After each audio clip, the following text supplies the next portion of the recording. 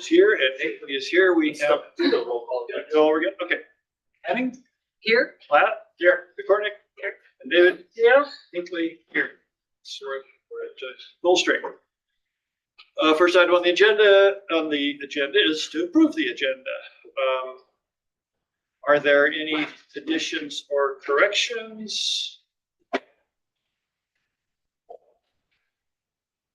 Hearing, seeing none. I thought there was there a typo on one was called a zoning district amendment.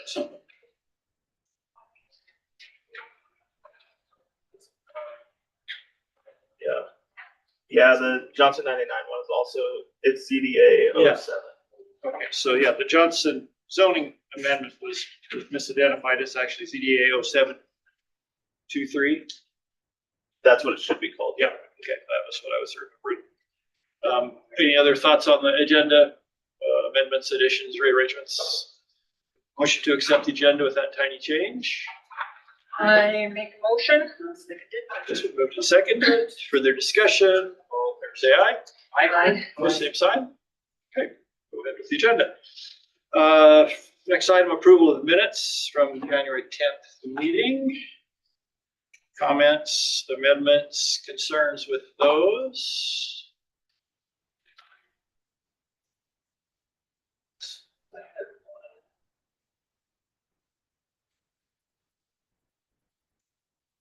Yeah, just a general comment, and there's always this struggle of how detailed do you do the minutes. Usually Mr. Williams takes care of that for us. It struck me as I was just going through that in some cases where so-and-so asked the question, if the answer was like a simple no, maybe we can go ahead and just include that. I know it's a balance as you're writing these of whether you want to give us the whole 9 yards or not, but when it's something very straightforward, it would be easier for the reader to just get the answer there than use this as a table of contents to go back to the video. So again, we're constantly trying to massage the minutes to be most useful but least burdensome to staff. That was the only just general comment I had. And then maybe at the very beginning, our roll call is labeled as though it were a vote. So just an editorial change there. You could just strike the vote, just have a call to order and note who's present. What? Well, like the first thing on the minutes says. Oh, I see what you're saying. Okay, Okay, yeah. so I think it's just That's it. it's kind of a cut and paste from when we actually had a vote on a motion or something. Okay, so those are more just comments rather than anything that needs to be amended. Otherwise, motion to approve the minutes. I'll move, we approve the minutes. Is there a second? I second. Okay, moved and seconded. Discussion of that motion. All in favor say aye. Aye. Aye, same sign. Opposed? Okay, carried. Conflicts of interest. Let's just go down the same list. Ms. Hanning, anything to share with us? Mr. Platt? Nothing. Ms. Kukarnik? None. Mr. David? None. Hinckley? None similarly. Okay, once a year, we elect the chair and the vice chair offices. Just to remind ourselves, those are 1-year terms, and our bylaws that we passed last year give us 3. You get 3 terms before your term limit.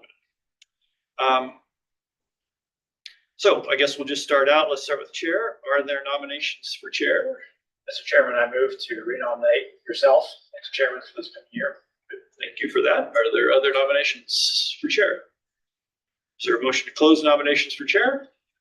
Moved. Second? Second. Second to close the nominations for chair. All in favor say aye. Aye. Aye. Opposed, same sign. All right, all those in favor of accepting the one and only nomination for chair, say aye. Aye. Aye. Same sign, opposed? Okay. Thank you for the vote of confidence, and you're stuck with me for another year. Nominations for vice chair. I nominate Michael for another term. Okay. Are there other nominations for vice chair? Motion to close nominations for vice chair. So moved. Is there a second? My second. Okay, moved and seconded to close nominations for vice chair. All in favor, say aye. Aye. Opposed, same sign. Motion carries. All those in favor of drafting Mr. Platt into the position of vice chair for another year, just say aye. Aye. Opposed, same sign. Good, thank you very much. We will proceed. Okay, we have, yes, an honor, in lieu of salary, I would point out. Okay, Well, we, thank you for leading us over the last meeting. and Please keep going. speaking for myself, perhaps not the vice chair, your kibitzing is always welcome, and I often overlook something. So it's a team effort to move us forward in some semi-organized way. I appreciate that. Okay, we have a couple of public applications to start with. Just to remind ourselves, the procedure we follow there is to get a report from the staff introducing the application. Then we'll invite the applicant to step forward with either comments and stand for questions from the commission. Then we'll open it as a public hearing and invite comments from the public. If you do want to make a comment on this or any other item on the agenda, you're asked to step forward, state your name and address for the record, and confine yourself to the topic at hand. There's an all-purpose public comment period at the end of our meetings. 3 minutes is how we'd like to give everybody a chance to move forward, try not to repeat what you've already heard. And then we'll close the public hearing and move on to a discussion amongst the commission of how we wish to dispose of the particular application. The first one before us is the Reed zoning change, seeking to move a piece from small lot residential to commercial zoning, ZDA 0623. Mr. Williams will give us the introduction staff report. Thank you. All right, the applicant is Tiffany Reed. Address is 15 Starstruck Lane. And the request is to change the zoning of the entire parcel from small lot residential to commercial. There were some reviews received. The assessor's office, Chelsea Matthews, had no concerns. Treasurer's Department, Tracy Fletcher, had no concerns. County Fire, Luke Hawkins, has concerns about access. Laramie Rivers Conservation District has concerns about erosion. Wyoming Department of Transportation had no concerns, and Wyoming Game and Fish had no concerns. The applicable sections of the Albany County zoning resolution are Chapter 3, Section 5, findings necessary for approval. Pursuant to the Albany County zoning resolution, Chapter 3, Section 5G of the Board of County Commissioners must make the following findings. The applicant has provided such maps or surveys as required. The proposed zoning district amendment generally follows the suggestions of the Albany County Comprehensive Plan, including but not limited to the Long Range Growth Plan and the Priority Growth Areas, and other applicable land use plans, and that the applicant has demonstrated that the proposed zoning district amendment complies with all criteria, as well as pursuant to Chapter 3, Section 5D of the Albany County zoning resolution, the applicant has provided the required notice by posted sign, publication, and certified mailing. Our response to the narrative not included in the potential impacts, it was said that currently 10 mobile homes are situated on Dr. Reed's parcel. Our comments are that only 6 buildings, 1 principal structure, 2 mobile homes, and 3 accessory buildings are permitted on the property. One of them was listed as second mobile home. It's our best guess that the first mobile home was put in around the same time as the first wastewater. And because of the site plan included with the application, Albany County did not have zoning until 1997. So that would explain the lack of permit application. Also, the Albany County Planning Department's enforcement officer counted the buildings on the property on February 6th and counted 11 principal dwellings and at least 9 accessory buildings on the property. It was also said that serviced by 3 existing septic systems. We have permits for 2 of them. It is our thought that the one that we are missing could have replaced the one that we don't have. It is safe to assume that all of the dwellings on the property should not be serviced by these 3 systems, and the state has not approved a centralized sewage system. It was said that when Dr. Reed purchased the parcel in 2006, it contained 4 occupied mobile homes. Our comment is that the assessor's information from 2007 shows us that there was 1 principal structure, which could have been a house or a mobile home. on the property at the time of the assessment. If there were in fact 4 dwellings on the property at the time of the purchase, this means that 3 of them were removed from the property, and any new building would require new permits. It was also said that in 2016, believing she had the legal right to operate grandfathered mobile home park, Dr. Reed again began renting mobile homes on the parcel. Our response is that this parcel has never been permitted for a mobile home park. Most of the buildings on the parcel are not permitted, and it is safe to assume that the wastewater systems that are associated are not sufficient to handle 10 dwellings. And even if this was a non-conforming use, the zoning resolution, chapter 3, section 6D2A states if active and continuous operation of a non-conforming use is discontinued for a period of 24 months consecutively, all subsequent uses shall be in compliance with the scope and intensity of the use for the district in which the use is located, which means that after 2 years of abandonment of the use of non-conforming status goes away, and they must come into compliance with the regulations in place at the time for any use they would like to do. By the applicant's statement, this 2-year abandonment period for a mobile home park has taken place at least twice. The comprehensive plan, this is priority growth area 2, which is the second ring of development that includes logical, cost-effective areas for Albany County to grow. Areas of the county outside the water districts that have centralized water systems may be considered a priority growth area 2. And then our staff analysis, the applicant has not addressed the potential impacts this zoning district amendment may cause in a manner that would warrant approval of a zoning district amendment. The planning department believes that a zoning district amendment from small lot residential to commercial for this parcel does not make sense. The comprehensive plan tells us that commercial zoning should take place at intersections of major roads, which this parcel is not at. This proposal is not consistent with the existing uses of surrounding properties, and a commercial use could degrade the character of the neighborhood. Potential impacts to the lake have not sufficiently been addressed. Findings of fact, the findings necessary for approval and applicant responses referenced in this report do not address all of the necessary findings. Conclusion of law, the applicant is not proceeding in accordance with and is not in compliance with the requirements of the Albany County zoning resolution. Staff recommendation is to deny the Reed Zoning District Amendment Application ZDA 0623, adopting and incorporating the staff analysis, findings of fact, and conclusions of law as each are stated in the staff report, because the proposed zoning district amendment is not consistent with the comprehensive plan, which recommends commercial zoning at an intersection of major roads, is not compatible with the small lot residential land use and zoning designation of the surrounding properties, is not consistent with the less dense and residential use existing development pattern, and the application does not address impacts to the adjacent lake. Good, thank you.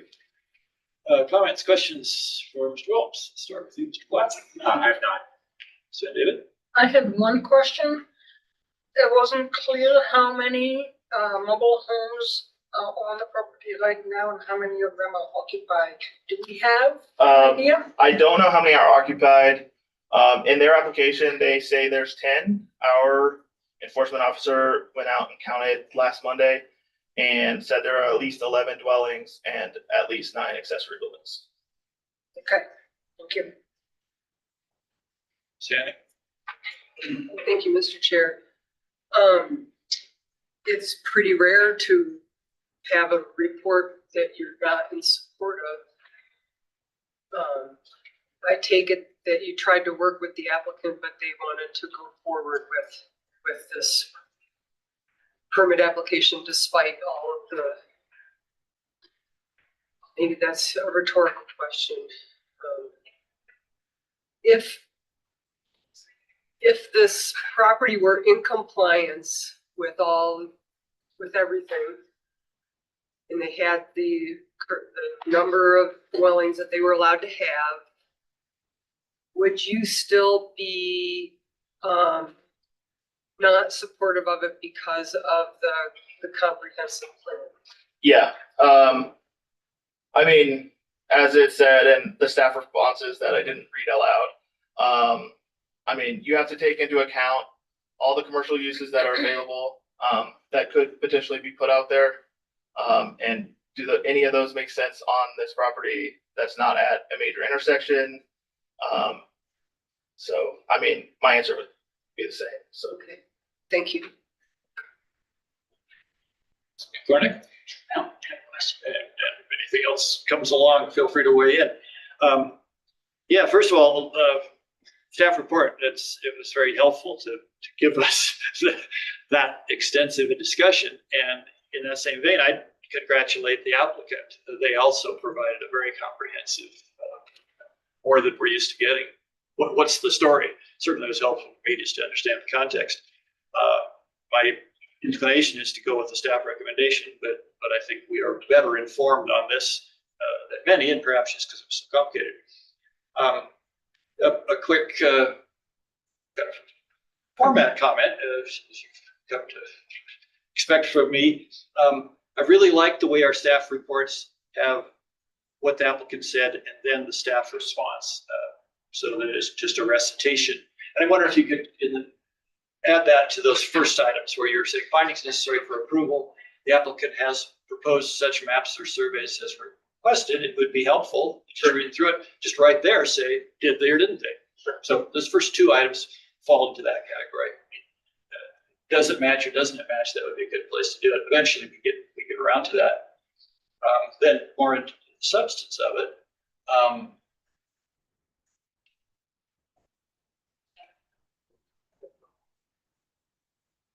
When we talk about their compatibility with the surrounding area that is all small lot residential,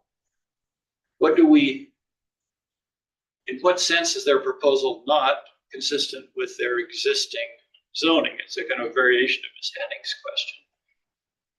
What would they would not be able to put in as many trailers if they remain small lot residential? Right now? Right, yeah. No. Okay, so that's the question is what's wrong with where they are now? All right, then you've made the statement also, apparently commercially zoned is a strip of property. Why the word apparently? It seemed like on the maps that was. Where is this at? It's in the second paragraph of the staff report. Under it's under A, compatibility with surrounding properties, applicant response, it's at number I. Oh, yeah, I mean, it's not your words, it's theirs, I'm sorry. yeah. But it looked like there's nothing apparently about it that is zoned. It is zoned commercial, and that makes sense to be commercial, at least in the sense that it comes off of a major highway. Right, and it is not contiguous to this property, it's I would not call it contiguous. around the corner. Yeah. Okay, just to be clear that I was seeing that correct.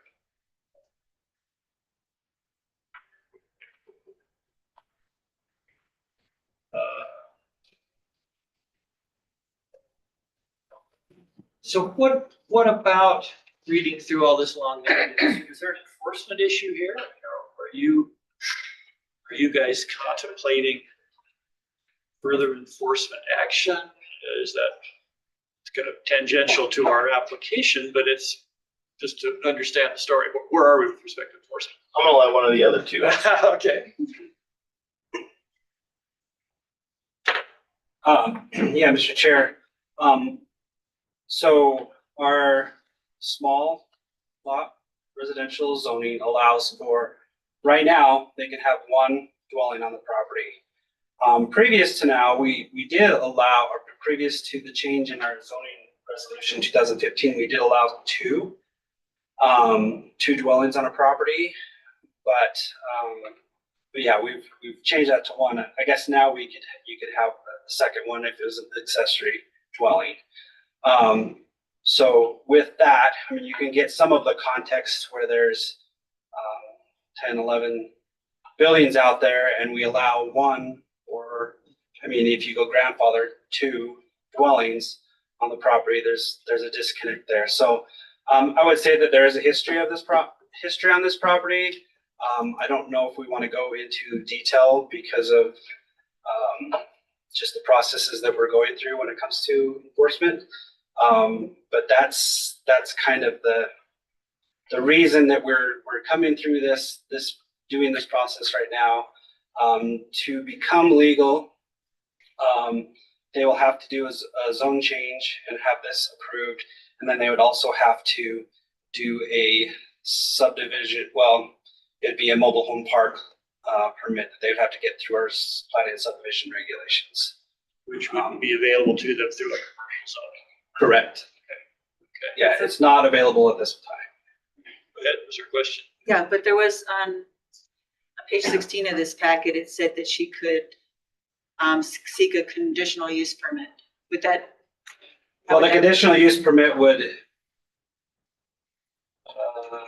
Without changing the zoning, which would eliminate some of the other problems. This was in there. this was in theirs, yeah, because that's not a possibility. I mean, Oh, it's not a possibility. Yeah, no, they wouldn't be able to meet the Oh, density okay. standards, so. Yeah, that was on page 4 of the narrative, I guess. Okay. If that's an assertion of the applicant, that's incorrect. That's incorrect. Okay. they had that same question. Thanks for catching it. Go ahead. What about the water? There was something about tap water, an application that was then withdrawn. I mean, there is a water district in that vicinity. Mhm. I know the property owner is elected not to use taps from that water district. But I guess I'm not sure exactly what it says in there. Do we? Yeah, I mean, they aren't tapped into the 9 Mile and I mean, I don't know how many wells or anything are out there, but at least one.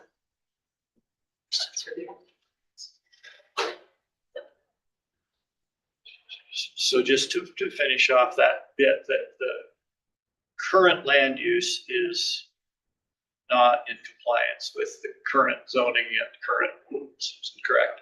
Correct. Thank you. Right, again, thanks for quite an extensive narrative. Are there other questions and comments at this point before we move on to the applicant? Okay. Is there someone speaking for the applicant here today? See some activity in the back. And I assume that you've received the same information we have. So if you want to respond to, as you know, we've received written comments from various sources. Feel free to weigh in response to those. So can I just quickly comment on what they said? You certainly, before we go certainly. into No, the presentation? the floor is yours. Who are you, please? And then we'll Oh, stand I'm for Dr. questions. Reed. And a name and address as I started. Thank you for the reminder, Mr. Platt. 15 Starstruck Lane. Okay, and your partner? My name's Thomas Schott. I'm a lawyer representing Dr. Reed. Okay, thank you. Please proceed. Okay, so a couple things that the planner had said about the septic system. There are 3 septic systems on the property, and each and every one of those have been approved by the county. And I do have the permits, all 3 permits for those 3 separate septic systems. I don't know why they keep refusing to acknowledge that. They've been shown that by Joe Hageman, an attorney many, many years ago. Also, as far as the existing homes, they want to say that they weren't there. They were there when I bought the house or the property, and I can prove that because I had to have an appraisal before I bought the property. And those are actually in photographs that the appraiser took and is in the appraisal. So I have photographic evidence that there were many trailer houses on it when I bought it. Also, I can prove that they were separately occupied by people because I had to have a list from the county assessor's office for who owned those homes, because I had to have a legal certified notice in order to have those homes removed. You know, I'd give the owners notice they needed to move their homes. And that's where the list came from, was from the county. And those people were individually served. Also, I've been taxed as commercial for the last 15 years. You know, I've been under the impression from day one that that is a commercial property, or it's always been treated as commercial because I've paid for that. Also, it had water taps when I bought it. 9 Mile Water District told me that they deemed that property to be commercial, and they actually came out and physically removed the water taps. And the same thing happened with the natural gas company. At the time was Walden Gas. They called me and said, we think that you are commercial, and they physically came out and removed the gas taps. So when I have the utility providers in the area tell me that I'm commercial and I'm charged as commercial via taxes, I have no way to operate other than under the belief that I'm already commercial. Okay. Mr. Chairman, thanks for the opportunity. And I have to, I may have a little egg on my face here because I didn't request a copy of the staff report, so I have not seen it. have not seen the public comments. So that certainly is something we are interested in seeing, in reviewing. My goal throughout this process was to work with Dr. Reed, hopefully work with the commissioners, work with the county to get her into compliance. And it's a multi-step process. There are a lot of different things involved. This obviously is just one step along the road. But our desire was certainly to work with the planning department to address any concerns that there may be. If there are outstanding concerns that have not been addressed, our desire is to address those concerns. I mean, we wanted to present the strongest application that we could, and I certainly communicated that to the planning department as well. So to whatever extent there are outstanding, unaddressed issues, we'd like the opportunity to address them. The 10,000 foot view, and really that's the only view not without putting too fine a point on it, I'm a late comer to this process, and I don't have personal historical knowledge of what happened. This property has operated in various configurations as a mobile home community for many years. So just in terms of the actual physical on the ground character of the area, now I understand that there's a distinction between the physical character of the area and then, zoning. But the physical character of the area, this mobile home community on Dr. Reed's parcel is entirely consistent with the area. It's consistent with the area. Commissioner Ben David, just to address your question, none of the mobile homes is currently occupied. The goal here really is to, again, follow whatever process we need to follow to try to get it to where they can be legally occupied. And as I mentioned in the narrative, Dr. Reed did have a belief that it was a lawfully operating grandfathered mobile home park. And that 2-year abandonment window that Mr. Wilms mentioned is certainly something that I've looked at as well. So that's why we're here. We're trying to do whatever we can do to secure the ability for her to operate this community lawfully. I wanted to mention, I did note in that language about the conditional use permit was my language from the narrative. We'll say that if you look at the Albany County zoning resolution, it does explicitly say in one of the tables, and I mentioned it, that a conditional use permit would authorize the operation of a mobile home park on small lot residential. The way I sort of looked at the zoning resolution was it was almost like the right hand giveth, the left hand taketh away. And so I attempted to get, I again spoke with the planning department to get their construction of that, and was informed basically that this is the way we needed to go, was to pursue a commercial rezoning.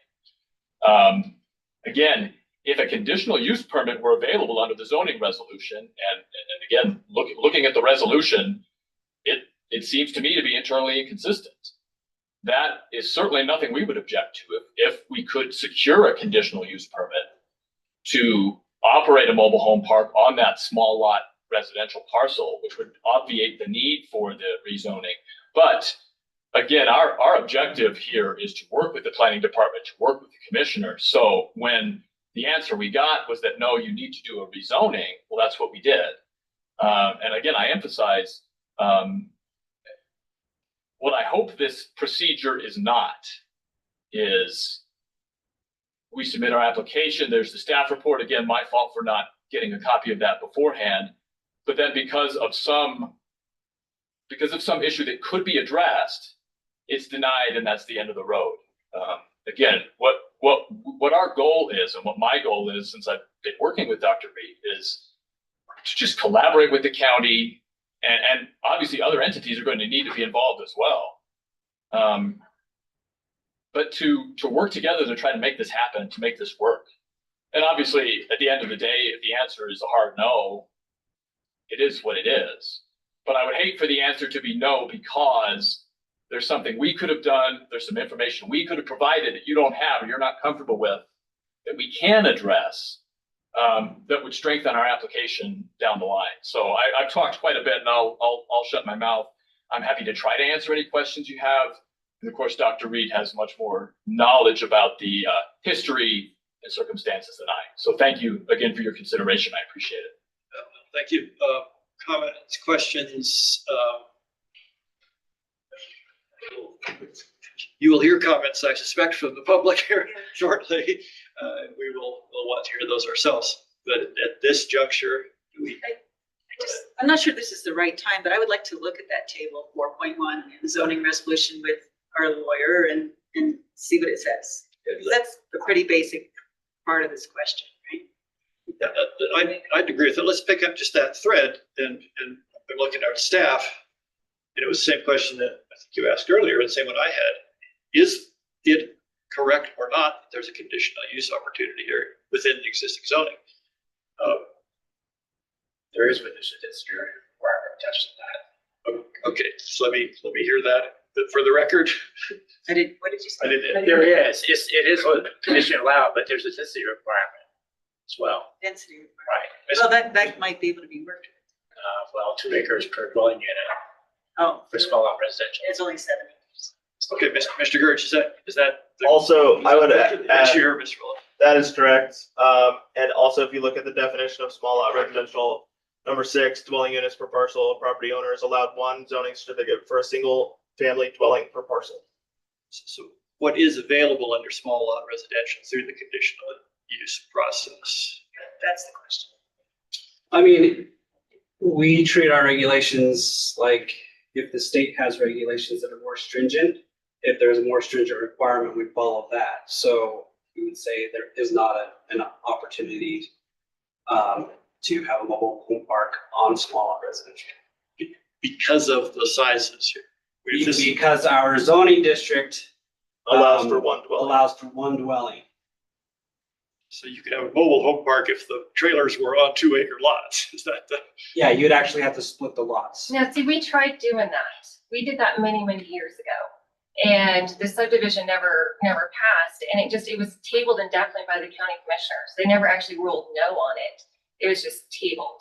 It was actually denied, but yeah. Okay, all right. So we're clear where we are now. It is not zoned commercial. It's unfortunate that other people thought it might be, and the zoning does not follow the tax rules as we have explored in previous meetings. All right, should we listen to what the public has to say at this point? Or are there other thoughts you want to take up here? I mean, would you like to hear some clarifications on some of the statements Certainly. or we can wait for the public? Well, I no, have At some point, for sure. at some point, but no, let's combine you and them into one piece here so that we're clear on what the rules are, and then the public may benefit from that as well. So yes, Mr. Gertz, please. Right, so I mean, just to clarify, there are 3 wastewater permits on the property. We don't know where they are, where the wastewater systems are on the property. There's one you can clearly see from the aerial photography. You can see where the leach field is. The other 2, we don't know. One of the permits we don't even have in our office. However, we were provided by Mr. Hageman a copy of the certificate for that. So we do have three permits. So what Ms. Reed said is correct. Whether they were employed or put into use, that we don't know. So being tax commercial, taxation and zoning are 2 different classifications. So that's that. Trailers on the property, we can tell you that there was 1 permitted, I think 1 or 2 permitted buildings on the property.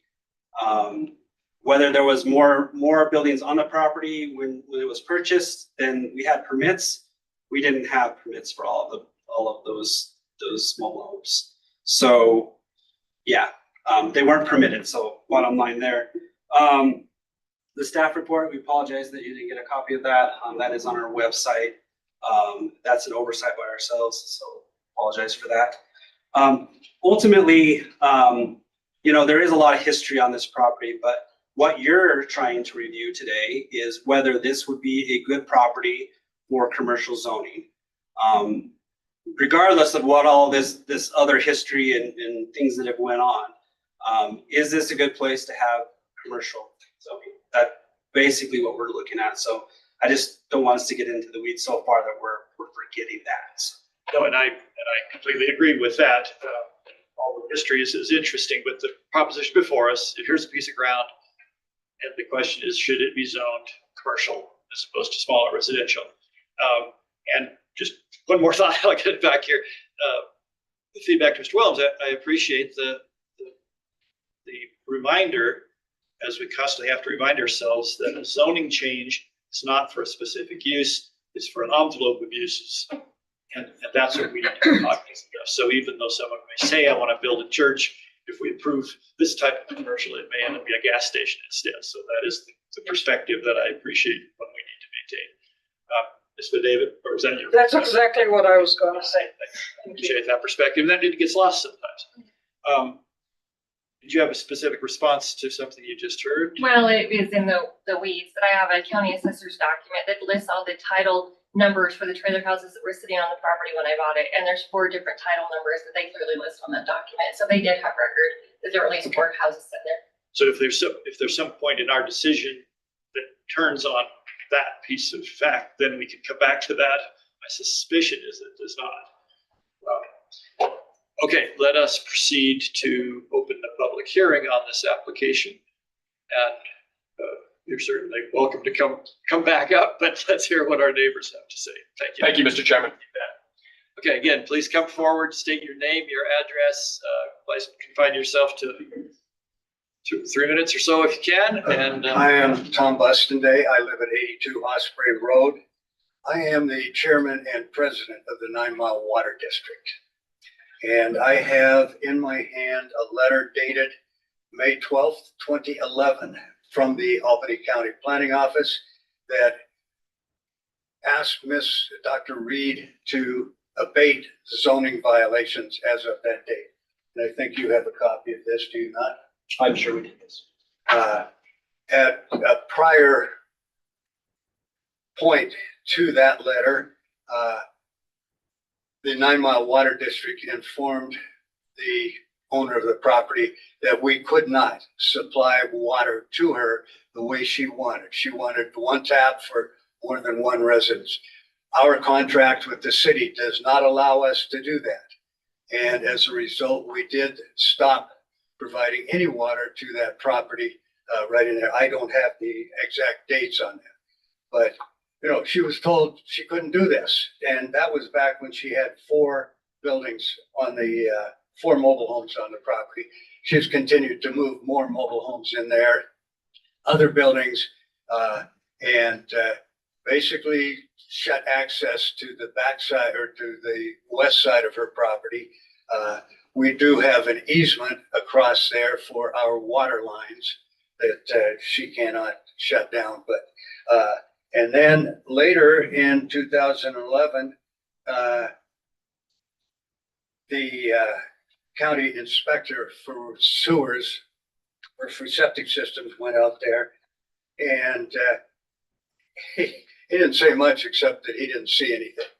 So I don't know what else has been done, but the attitude of the 9 Mile Water District is that we do not want a mobile home park out there. We cannot supply water to that system.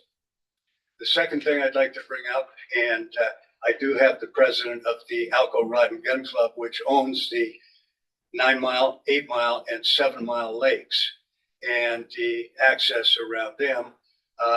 We are concerned that if we have an effluent of nasty stuff coming from that property, that it would affect the 9 Mile Lake, go into 8 Mile Lake, go into 7 Mile Lake, and go into the Laramie River, which would affect the city of Laramie.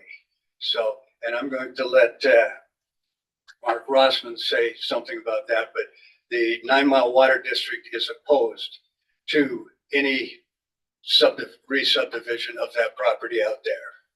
Thank you. thank you. And then just so we're clear, you are speaking as 9 Mile Water District. I am. Thank you.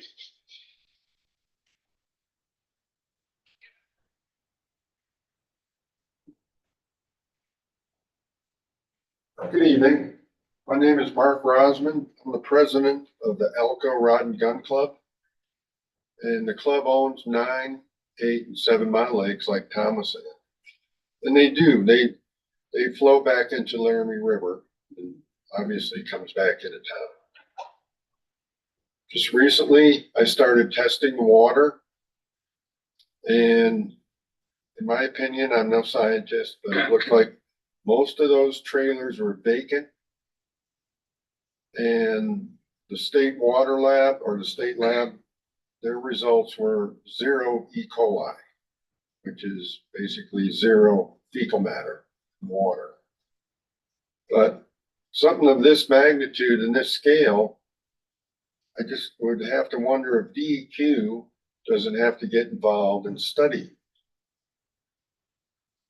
Do a full-blown study of how this would affect the lakes, all of them eventually, because they flow into each other. There's a lot of people that recreate there, and there's a fair amount of people that consume the fish out of there. It's critical. The water quality is critical. That's a big part of the problem. Also, in my opinion, that that's never been in compliance with pretty much any conditions or use permits. Just to flaunt all the rules, it's wrong. It's just wrong. Yes. The lake itself is commercially zoned, is that correct? Technically it is. And what commercial activities do you have on it? It's a private club for fishing Fishing. and duck hunting in Yep. season, but very few people duck hunt anymore. That's not real popular. Yes, technically it is zoned commercial, and they're right in their application of that. There's a narrow strip of commercial property that also runs parallel to Highway 230. And that's accurate too. I verified that with the county. So just, I mean, we're not here to adjudicate their compliance, past or present. I understand. But your comments are certainly on point, and I believe in the staff report, we saw one of the conditions was environmental impacts, which were not adequately addressed, which I think would speak to your concern. So Right. And quite well taken. yeah, I think that there's a whole lot of unknown variables there. Something else that's kind of apparent is there was another, apparently a modular home placed down closer to the lake. And again, I'm a realtor. I'm not a builder. I'm not an engineer. When the house is tilted like that, there's an issue. Substandard all the way, all across the board. That's how we view it. And that's the feedback I've got from other club members. When I told them I'm going to come here and have a little couple minutes with the Planning and Zoning Commission. Okay. Yeah, no, thank you. All good points. Many of those individual things would be handled at various permitting stages. Right. There's a lot of at the small zoning, things. but there's a lot of pieces out there. And when you take them as a whole, Sure. it's pretty clear. Thank you. Thanks for your time. You bet. Thanks for bringing your comments forward. Others? Trail. Tim Hale, Laramie. I can certainly be sympathetic with the comments that have been made this evening. However, if those comments are actually pertinent to this mobile home park, then I think it would behoove the Planning Commission to look at the surrounding areas around 9 Mile, 8 Mile, and so forth, because this is not the only mobile home park. So those same concerns should apply to those mobile homes. But interestingly, it doesn't seem to be. And I think this flies in the face of equitable. And I would like to think that the Planning Commission could look at this in a favorable manner in terms of what's equitable. The thing that I think needs to be stated is this is a mobile home park that has dog runs. It has a little horse stable set up. Many things that people that rent that are not allowed in town, that they have a option to rent a property that can accommodate their horse, their dog, so forth. And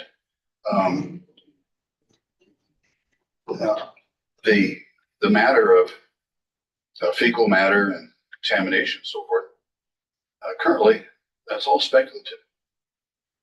And those speculations, once again, would apply to adjacent trailer courts that are out there. In fact, anybody that's out there.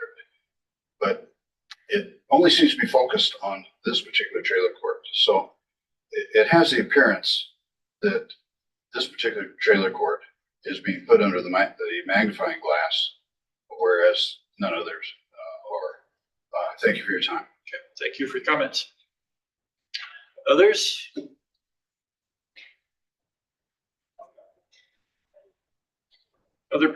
Yes, please go ahead. Hi, my name is Tracy Lee, and I live at 38 Private Lake Road, across from Miss Tiffany's trailer court. I've been there since about 2008. I've never known that trailer court to be vacant for 2 years since then. Currently live there. Our house faces 9 Mile Lake. There's been raw sewage spilled out in the back of her property. Our neighbor, who unfortunately couldn't be here, the previous owners had to literally dig a moat around the house because the water kept bursting across our road and flooding that house. So I think, what's Kai's address, 36 Private Lake Road? Yeah, you go out there, there's a total moat from 3 owners prior that had to dig that out to prevent the flooding from whatever was going on up there. Things just, we fish that lake. We're members of the Alco Rod and Reel Club. I eat out of that lake. My children eat out of that lake. You take the grandkids out there. We do organic gardening. We don't do pesticides because we're trying to preserve that precious thing that we have with our family to go and fish. They've had to deal with some of the crazy renters over there. My son was one of them, and they're unable to drink the water there. It turns their hair yellow. Raw sewage was coming out of the trailer that he was renting underneath the trailer. There's serious issues. I'm not here to deny anybody the right, to make money or this and that, but I'm telling you, things are not done appropriately there, and especially that lake. We're all neighborhoods. We're all on septics. We have a leach field too. We just had ours inspected. I mean, I do not know one of our neighbors out there that their septic systems or anything are not up to code. We have people come out every couple of years, to clean them out and inspect it to see what's going on. So all of our neighbors that are on 9 Mile Road, everything is up to par because we all appreciate and love where we live. And that's a quality of our life. And there's a lot of things going on here that are not true, that are being spoken by Tiffany, but that's up to you guys. But I'm just telling you, I live across the street on the other side. My husband built a wall from the side of the road to block out from the crazy things that are going on over that trailer park. There's always, even the sheriff told us that there's like methamphetamine issues over there. Cause I'm like, what is that? Cause it's a small community. We all know each other. We have a police officer living there. I have friends that are, work with the sheriff's department, and that's what they're telling me. I don't want to deny any place a reasonable and nice place to live. But when we moved out there, all those trailers went out there. She started moving those trailers in, or perhaps her dad, on our road on 9 Mile during the rain. And then we didn't know why, but they blocked it off. Come to find out it was from the 9 Mile Water District. She destroyed our road. My husband has spent thousands of dollars because they were moving those trailers in the rainy season. you know, we're not rich people. We just want to enjoy the country and try being with our family. And she literally destroyed that road, bringing in all those trailers. Our road has not been right since then. So these are just things. I know I had other neighbors that wanted to be here, but you know, work and things like that. But I really appreciate your time. But this is affecting like our quality of life. Yeah. So Thank you. I mean, thank you so much. what zoning is about is how a particular application affects neighbors. Nobody exists in a vacuum. Other public comments? Anybody on Zoom that would like to weigh in? Hearing, seeing none, I'll take a motion to close the public hearing. I make a motion to close the public hearing. Second the motion. The discussion of that, all in favor of closing public hearing, say aye. Aye. Opposed, same sign. All right, thank you very much. Okay, moving on to the disposition of this. So, questions, comments, Edwin, for Mr. Kirsch, maybe I can start with that. Could you just respond in general to what we've heard? Again, we're not trying to rehash past indiscretions, but what's your response to this notion of compatibility with the neighborhood? That would be, I think, the germ that came forward from some of this testimony we just heard, whether this is or is not compatible with the surroundings. Right, so, the area, for the most part, is residential in nature. There are a lot of mobile homes on properties. Most of them, you know, are on just a mobile home on a single, you know, divided property. There are other homes and things out there. So the problem with commercial zoning in a neighborhood like that is that there could be uses on the property that conflict with residential property, you know, residential uses. I mean, we've heard testimony about the condition of the roads and things.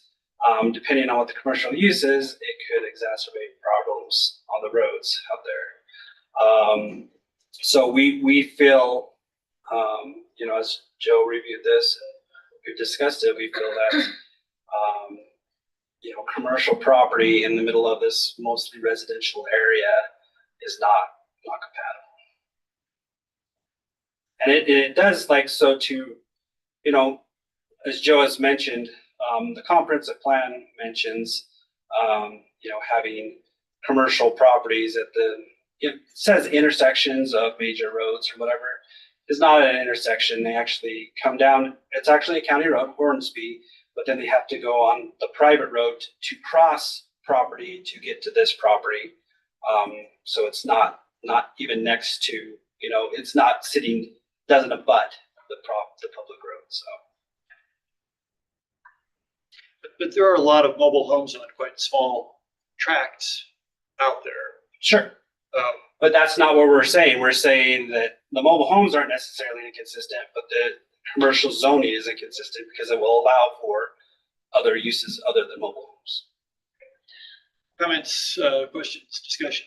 One thing that maybe not to you, Dave, but to the lawyer. So there was a 2-year without occupation, that nobody was living there. I'm not sure. Joe, do you have a? Yeah.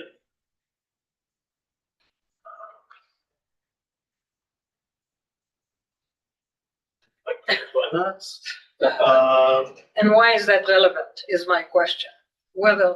There was an assertion within the application. Yeah. That uses out there should be, the mobile home was, should be non-conforming use, meaning it should continue on even though they weren't there. But as I mentioned earlier, we did not have any evidence, or we didn't have any permits for any of those buildings that may or may not have been there. I guess there's assessor's information. That's not something I've seen. So But, really, the 2-year occupancy or not is not relevant. Well, so their assertion is that this was at one point permitted as a mobile home park. First off, we have no records that it ever has been. And second off, it is, they talk about how they have left, the buildings and vacant and whatnot. So after the 2 years, our rules say that they have to come back into compliance Right. with whatever their zoning is, which is small lot residential, which Yep. wouldn't be able to. Okay. So the relevance, post the hypothetical, if there had been 10 trailers on there that were pulled in 1960, had been continuously occupied until today, they would not be out of compliance with our regulations. Is that correct? Correct. So that's the relevance of the history behind Yes. it, is how we have moved into beyond the kind of grandfather. Okay, thank you. Mr. Chairman, Please. the history is interesting, but I think we have one question before us. The question is this an appropriate place for commercial or not? In my view, it absolutely isn't. It's clear cut. In my view. Is there further discussion before we proceed to a motion? I'm prepared to make a motion. I assumed you were. I, speaking as one of the commissioners, would basically concur with that. And as opportunity presents itself to bring things into compliance with zoning and comprehensive plan, I agree we should take the opportunity to do that. And we deal with the neighbors. If the neighbors come forward with similar proposals, we have to treat this one within the four corners that are presented to us. Is my opinion. Others? Would you like to make a motion? Mr. Chairman, I move to recommend. Sorry. Yeah, so, if they want to pursue the conditional use question, which apparently there's some dispute about that, that's a whole separate question. That doesn't concern us now. Is that right? We're just talking about whether or not this should be zoned commercial. The proposition before us is an application to zone this commercial. Right, and that could open it up to all kinds of other uses other than a mobile home park, even though a mobile home park would fit in a whole lot of other commercial uses. Right. And the access. And the applicant could come forward at some future time with a different application. Have I said that correctly? Thank you. Okay, we were in the midst of a motion before that interruption. Yes. Sorry. Mr. Chairman, I recommend that the Board of County Commissioners deny the rezoning district application, amendment application ZDA-06-23, based upon the applicant's failure to meet the required findings of fact, and because the applicant is not proceeding in accordance with and is not in compliance with the Albany County zoning resolution. Thank you. Well put. Is there a second? I second. Been moved and seconded. Further discussion of that motion? Hearing and seeing none. Ms. Hanning, do you vote? Aye. Mr. Platt? Aye. Ms. Kokornik? Aye. Ms. David? Aye. Hinckley? Aye. Motion carries. Thank you.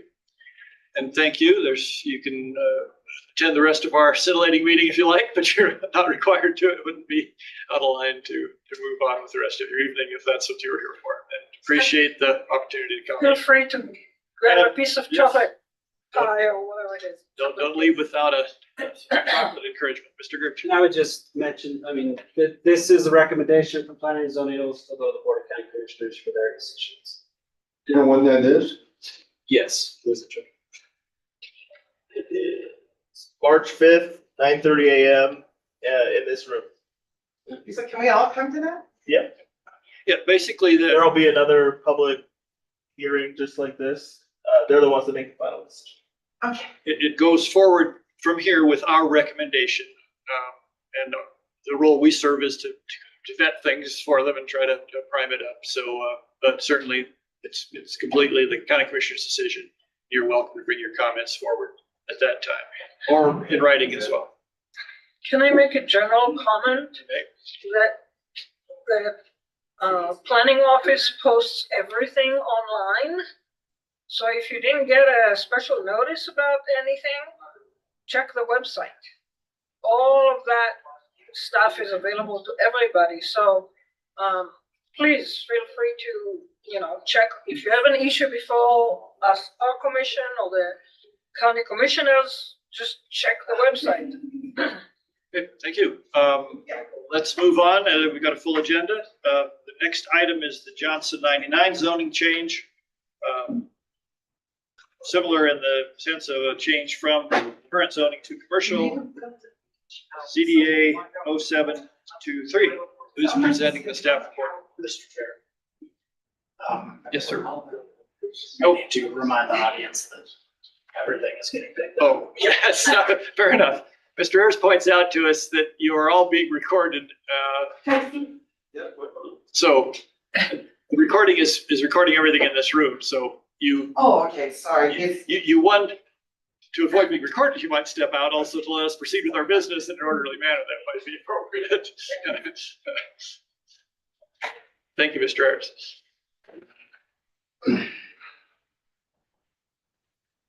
Mr. Wells.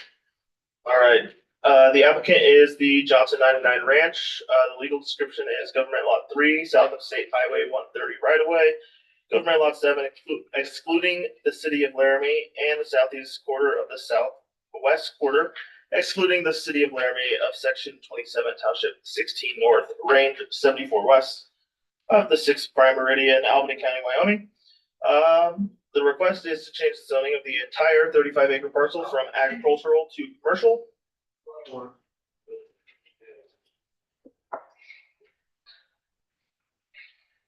There were reviews received from the assessor's office, who had no concerns.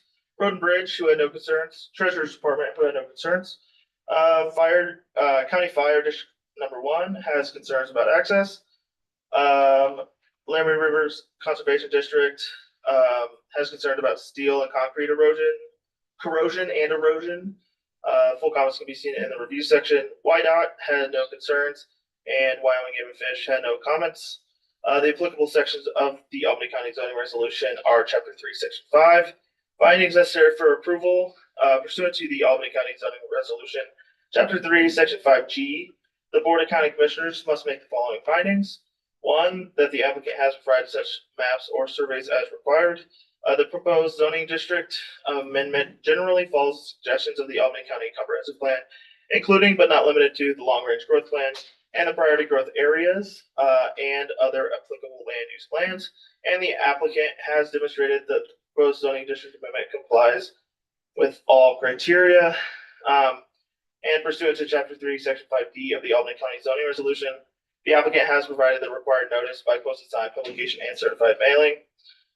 Comprehensive plan, this is in Priority Growth Area 1, which is equivalent, or I should say mostly in Priority Growth Area 1, which is equivalent to the cities of Laramie's designated urban growth area.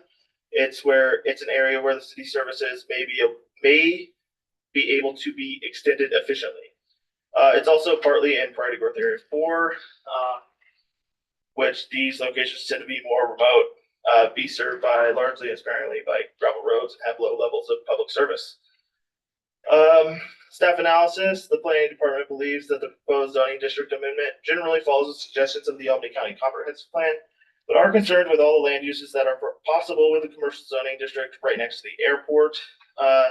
We have reached out for comment from the airport, and they are scheduled to they were supposed to have a meeting this morning, but we haven't heard anything from them.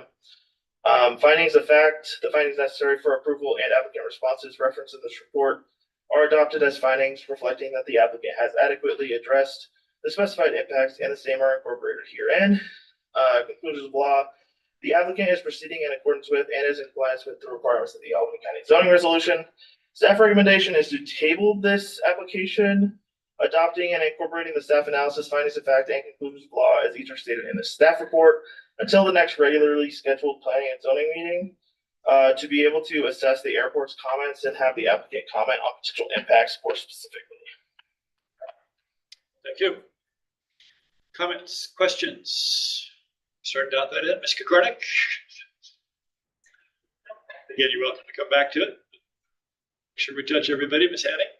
Mr. Chair, Joe, I do have a couple questions. So this is almost like the inverse situation. If it were zoned commercial, a mobile home park could be located on this parcel next to the airport. And so that gets me to Taylor McCourt's response to, I think it's probably not accurate to say he has no concerns. I think his email reply was, I have no comment. And isn't that because at this stage in things, he really can't comment until you're coming forward with a platted thing? And then he says, now I can talk about the state road. Is that an accurate? I guess a fair interpretation. It's not how I interpreted it.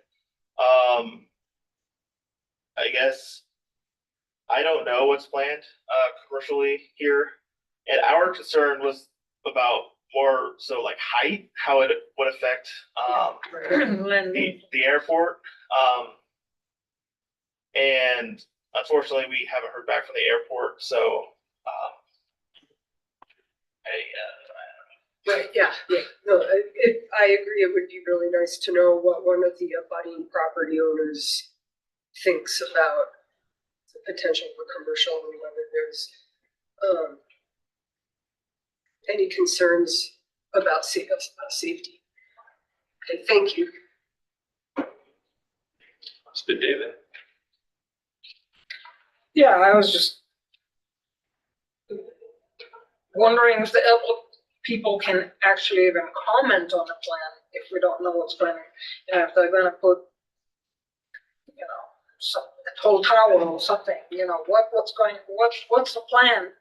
right. Well, unfortunately, was kind of changed when we changed our zoning district amendment rules to be able to take all these plans into consideration. We can't really know we can't base it off of what's going to happen. Yeah. And so you can't get the best of both worlds, I guess. So, I can envision the people coming back and saying, hey, it depends on what you're gonna put there. right. And that's kind of the downfall of having a commercial zoning that is kind of just everything fits in. Which maybe we want to change. So yeah, that's what makes it tough. Generally, just looking at where it is and how it would fit, I have no problems with it. But I guess unfortunately for them, they're next to an airport, and that could truly cause some issues. Well, I'll just note that this property is not in a flight path. Yeah. And just in general, commercial zoning is exactly what I think is appropriate to be near the airport. If we envision a future where the airport is larger and busier and the city has grown. So I view this favorably. If the airport should come forward and say, hey, we've got these specific problems, we'll have to hold on the thing, we'll have to wait and see if we choose to wait and see. But this to me looks like an appropriate language. Sure. Yeah, we just don't know what happens when we have bad weather and they have to do all kinds of maneuvers. Right. So I would defer to the airport people before making any decision. Well, let the airport people talk about that, Mr. Gertz. What do you want? Yeah, I just want to add a little bit of clarification. It's like right now, we don't feel like we can make a good judgment and give you a good recommendation because we don't know exactly what the airport's thinking. What Mr. Platt said is probably, it's true. I think even the airport wants to see commercial development around there. But there are also the federal requirements that really, need to be looked at to see if that's going to impact their business in the airport. Obviously the airport is a public interest for everyone. So we don't know what's going to come back from them, but we want them to provide their input to let us know, like, yeah, this sounds like it's going to be okay, or, well, no, we've looked into some things and this is going to be not okay. So that's why at this point, we really can't give you some good guidance because, yeah, it really is a good place for commercial. It's right off the highway there. It's next to the airport, which is, there are some commercial uses already in the vicinity. But we don't want it to become a problem for the airport, because that is something that the community relies on. So. Thank you. Go ahead. Go ahead. There is a business park there. It's only, I'm like building it right now. And nearby on the other side of the runway by the business park is our large armory. So there are things there already. Now, by there, those are somewhat further east, right? Right. I'm talking further east. Okay. But in the same proximity to the airport. What about the, thinking of Prairie Set, your recitation of how it interfaces with approved land use plans? Talk to us about where it fits in with the growth plan, understanding that that's still kind of in flux. It doesn't. It's the parcel directly to the west of the furthest west Laramie growth area plan there is. It's outside of the plan. It's just outside that. Okay. But if I'm remembering right, immediately adjacent to it is, as Mr. Platt alluded to, I think the growth plan suggests a higher density. And, I believe the parcel next to it directly to the, what would be west, calls for industrial. to the east. To the east, yeah. Sorry. All right, that was.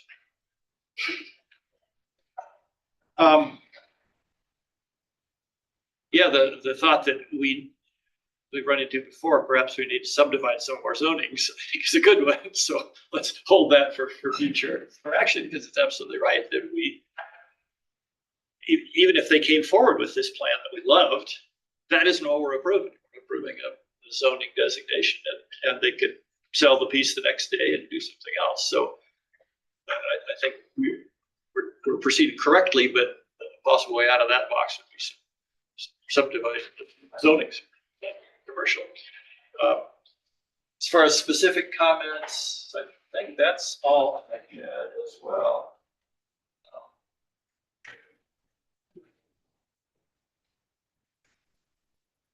So we could hear from the applicant at this point. Do we have an applicant representative here?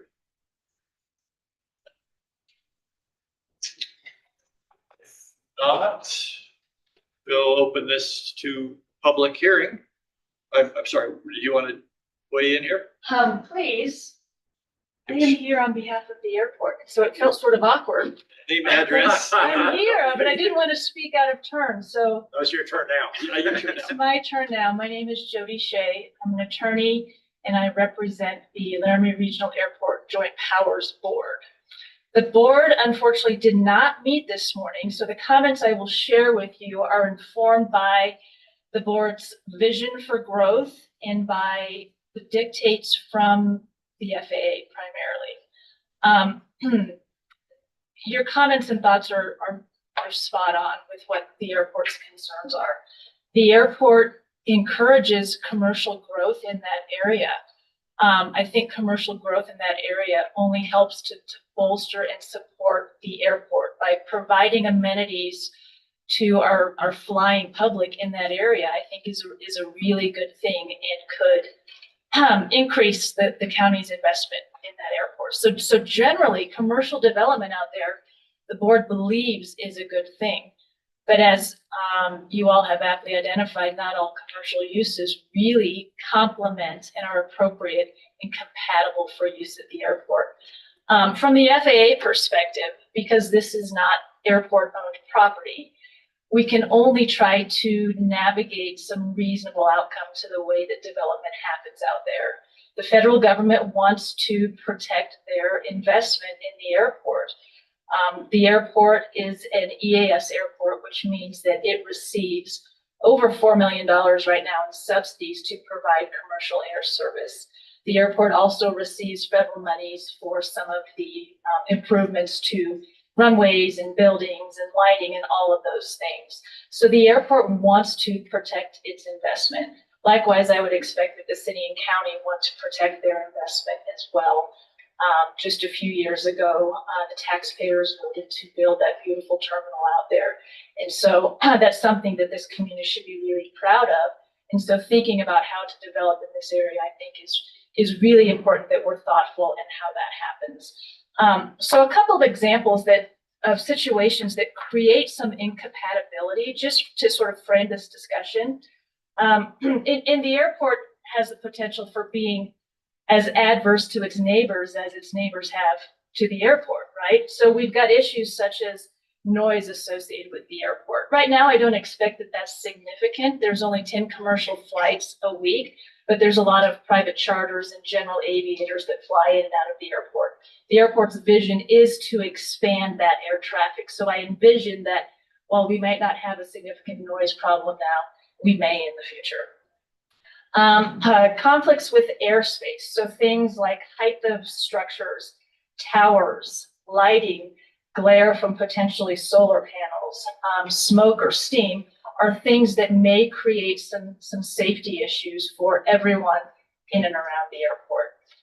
Electronic interference is another concern with the navigational aids at the airport. So if there's development that may conflict with electronics, that's something that we want to be mindful for.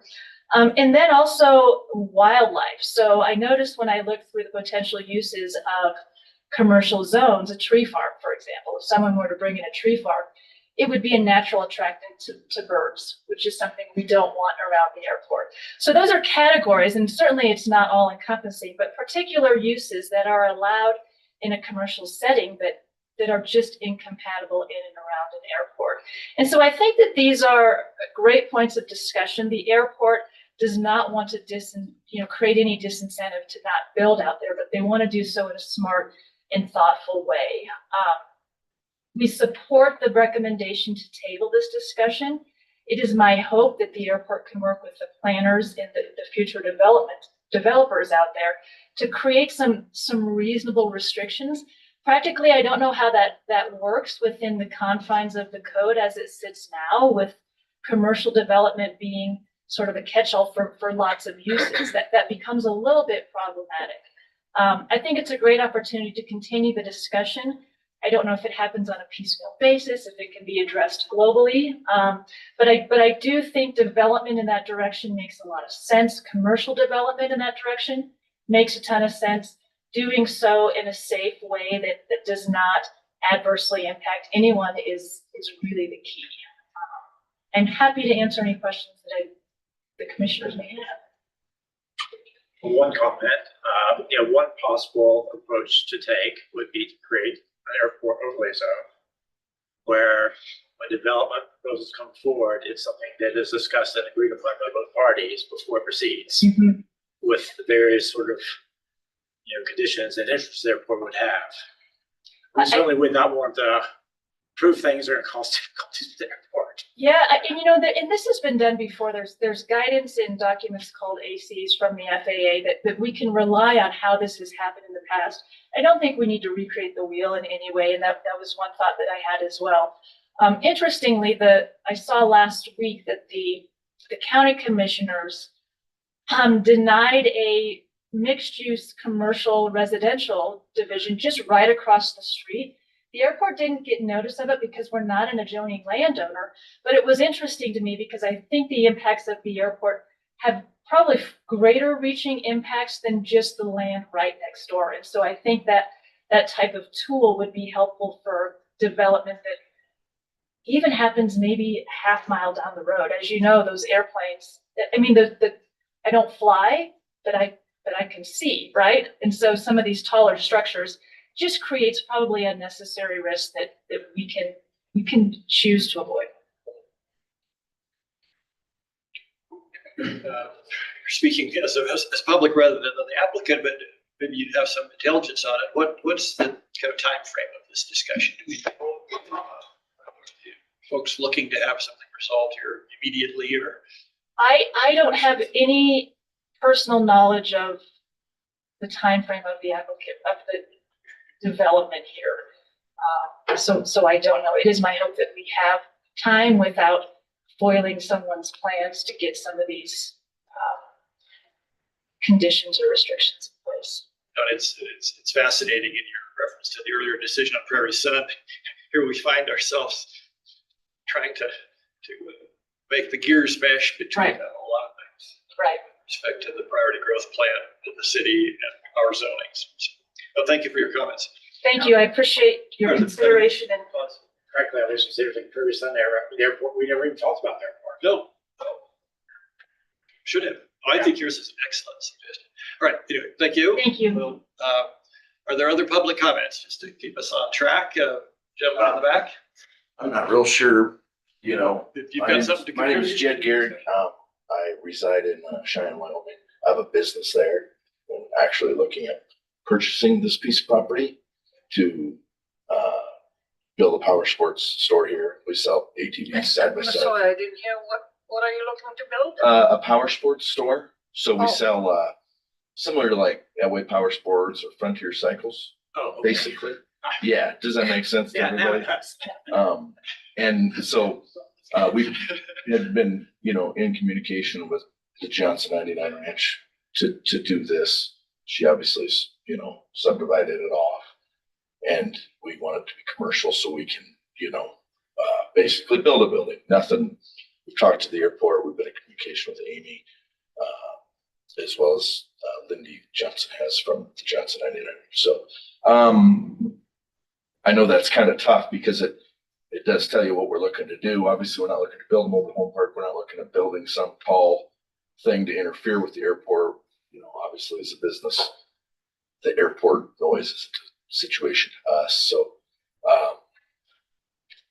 I don't know what questions I could possibly answer, but I would be glad to if it helps. We're a little bit time sensitive, you know, with trying to basically get buildings. So, you know, it's without, you know, basically with what we're putting there and where some of our business is going to be coming from, they're under a situation where they need to move and sell basically, you know, possibly where they are now. If that makes any sense. Yeah. So So we'd love to help or answer any questions that I can. I just don't know. that's very helpful. I thank you very much for stepping up. As I say, we can't decide based on your Understand. representation where you're going, but knowing that gives us a sense of where we might like to reconfigure. So that's excellent. Yeah. Thank you very much for that. Comments, questions for this gentleman? Okay, no, that's useful input. Thank you. All right. Thank you guys so much. Others in public, in the room or online? What's this fuzzy screen at the bottom? That's. The cameras. It's not your eyes, Bert. Oh, okay. Anything's possible with these Yeah, there's eyes. something wrong with the camera. They're gonna Okay. check on it tomorrow. That's not the masses out there waiting to climb. Okay. All right. Well, then let's close the public hearing. I'll take a motion to that effect. Did we close the public hearing? A second. So moved and seconded. Discussion. All in favor, say aye. Aye. Both same sign. Okay.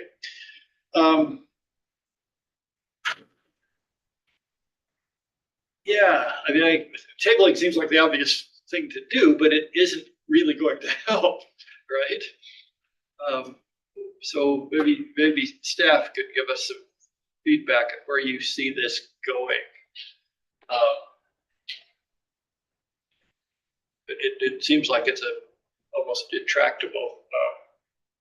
If the airport says we would be happy to have buildings, you know, less than 20 feet tall, we don't have a way to zone it for buildings less than 20 feet tall.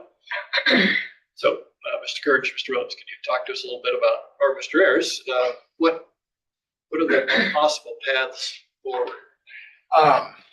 Well, I suppose as an initial point,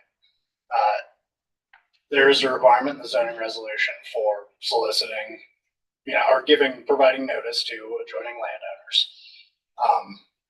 But what is done with that, you know, there's no basis for required findings based on those comments. And secondly, you know, anything that's an FAA requirement, that's going to kick in regardless of what we have in our codes. So.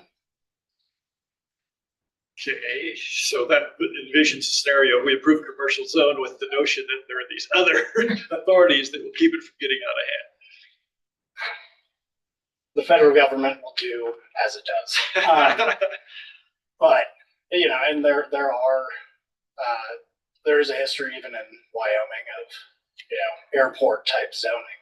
So that could certainly be something that's looked at, but I think, you know, without that in place, and hearing the comments from Ms. Shea on behalf of the airport, you know, I'm not sure exactly what this commission would do with, you know, more input from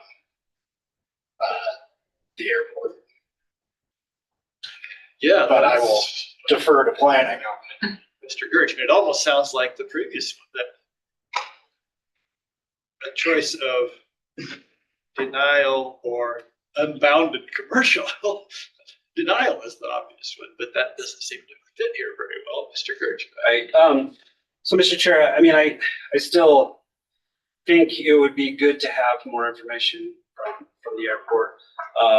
You know, I think between now and the next meeting, if the applicant and someone, you know, representing the airport could get together and just at least discuss this. You know, if the airport just came back and said, hey, we figured it out, you know, that would make everybody feel better, I think. I think this is just a good one to think about. And do we need to, I don't know, do we need to do this? I mean, I feel like it would probably be good just to have that conversation, whether we get anything that's definitive back or not, but just having that conversation, I think, is an important step, and we would want to make before you guys make a decision. But I certainly would dispute that, Ms. David. I want to remind everybody that when we approve commercial, it can be anything. Absolutely. You can build the Eiffel Tower there. We have no way to, even if the current owners or the next owners or the next ones are not going to build anything that will be detrimental to the airport, we have no control on what will go on that parcel. And so what we're doing is we are opening the airport ourselves to lawsuits in the future. Well, you approved us for commercial. FAA says, no, you can't build that on this parcel, and we are stuck. We are the ones who approved it. So Well, let's explore that a little bit in terms of understanding the larger context. If there are other overriding constraints that FAA will bring to the table, in which we can be confident, then it would be possible for us to move forward with commercial zone. We aren't promising anybody anything. All we're saying is that we won't stop you from doing X, Y, Z. But if we're confident that somebody else will, I think that's relevant context, and perhaps that could be explored. So not only what their concerns are, but what are other authorities that weigh in on this. And then the second piece of that, of just fleshing out our understanding a bit, any commercial use, it isn't quite as open-ended as Commissioner David expressed. They can't go forward and do whatever they want to. Any specific proposal would have to come forward with requesting a zoning certificate, and it would be subject to whatever conditions were appropriate. And so could you explore that a little bit for us? Sure. And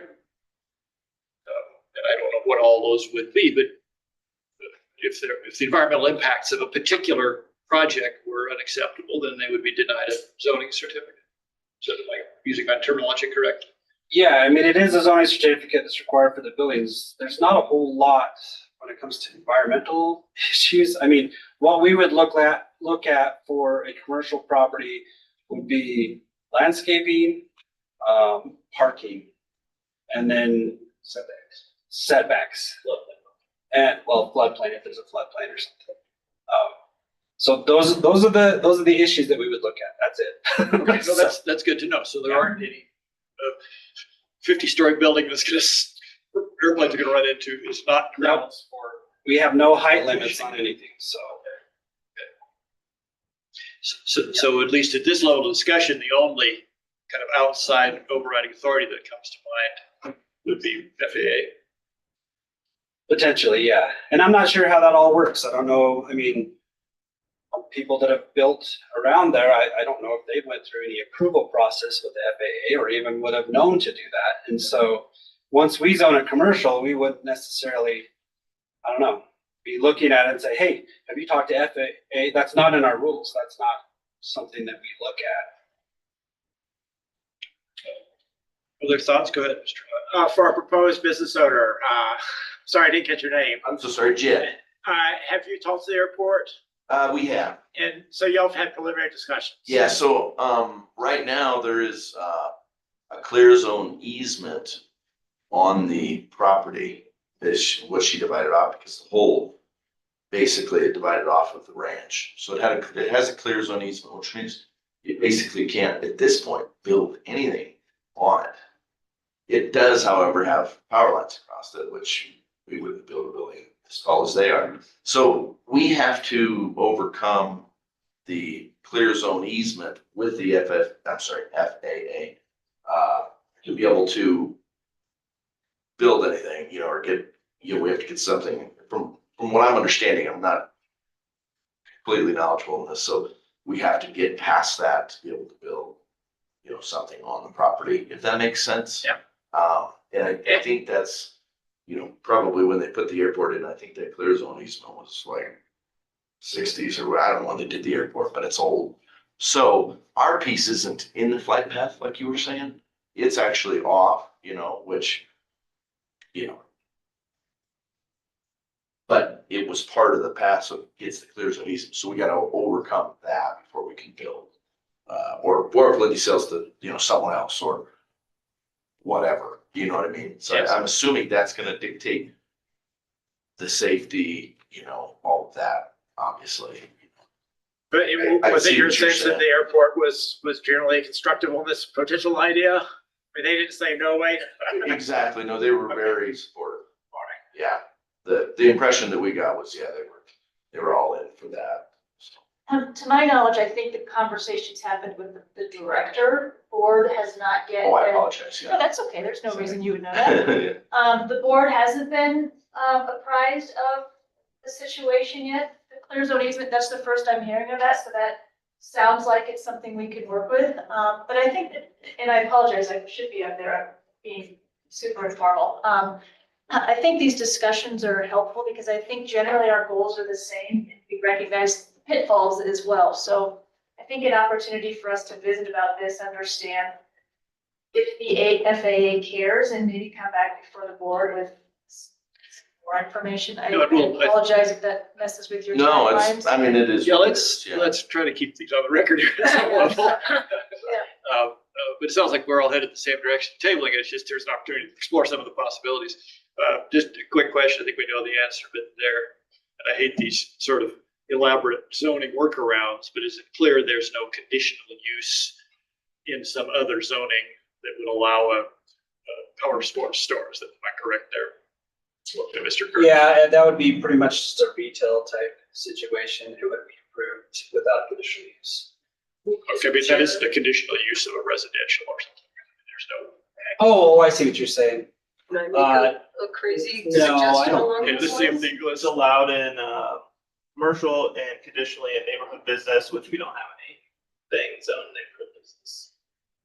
But they could. There's be no zoned. conditional use allowed for automobile, if that's the closest. Is that what you were looking at? I was doing retail uses. You're doing retail? Because if you go with neighborhood business, if they rezone neighborhood business, which would be the first one in the county, then there is a height limit of 25 feet from finished grade for neighborhood business compatibility standards. So you get your height limit, you get to slap on conditions that meet FAA, and you get your first neighborhood business zoned area. And that would be a potential, but that's not what's being planned for. Okay, I understand, but we're just talking down the road. But no, that's kind of where I was going. Is there some other zoning that would allow this to happen? Backdoor. Let's explore that during our exploration period here, absolutely. So could I ask a question? Please do. So just to clarify, negotiating the clear zone easement thing, that FAA could put conditions on that negotiation, right? that would stay with the property so that everything that happens there would have to be okay with them. Is that what that means? I'm not exactly sure what that means, honestly. I've not dealt with that, but All right, if you want to offer an opinion, let's step up to the podium. Easement from, At least on the record. Right, so easement agreements with two. so with respect to the cleared zone easement, I don't know, I'm not familiar with that process. I've never worked that process before with the FAA. It seems to me it would be a mechanism for which you could impose restrictions continually over the parcel of property. That could solve the problem. I'll absolutely work with the applicant over the next month to explore that. It strikes me that that's rather like covenants and things. That's an agreement outside of our jurisdiction, so that could be changed. But it goes with the land. Well, but is it permanent and can we count on it? I don't know. That's the question. So that's, like I say, it's kind of like conservation easements or covenants or something. I don't know that we can wrap our regulations around those. Mr. Ayers, did you want to? Yeah, I mean, I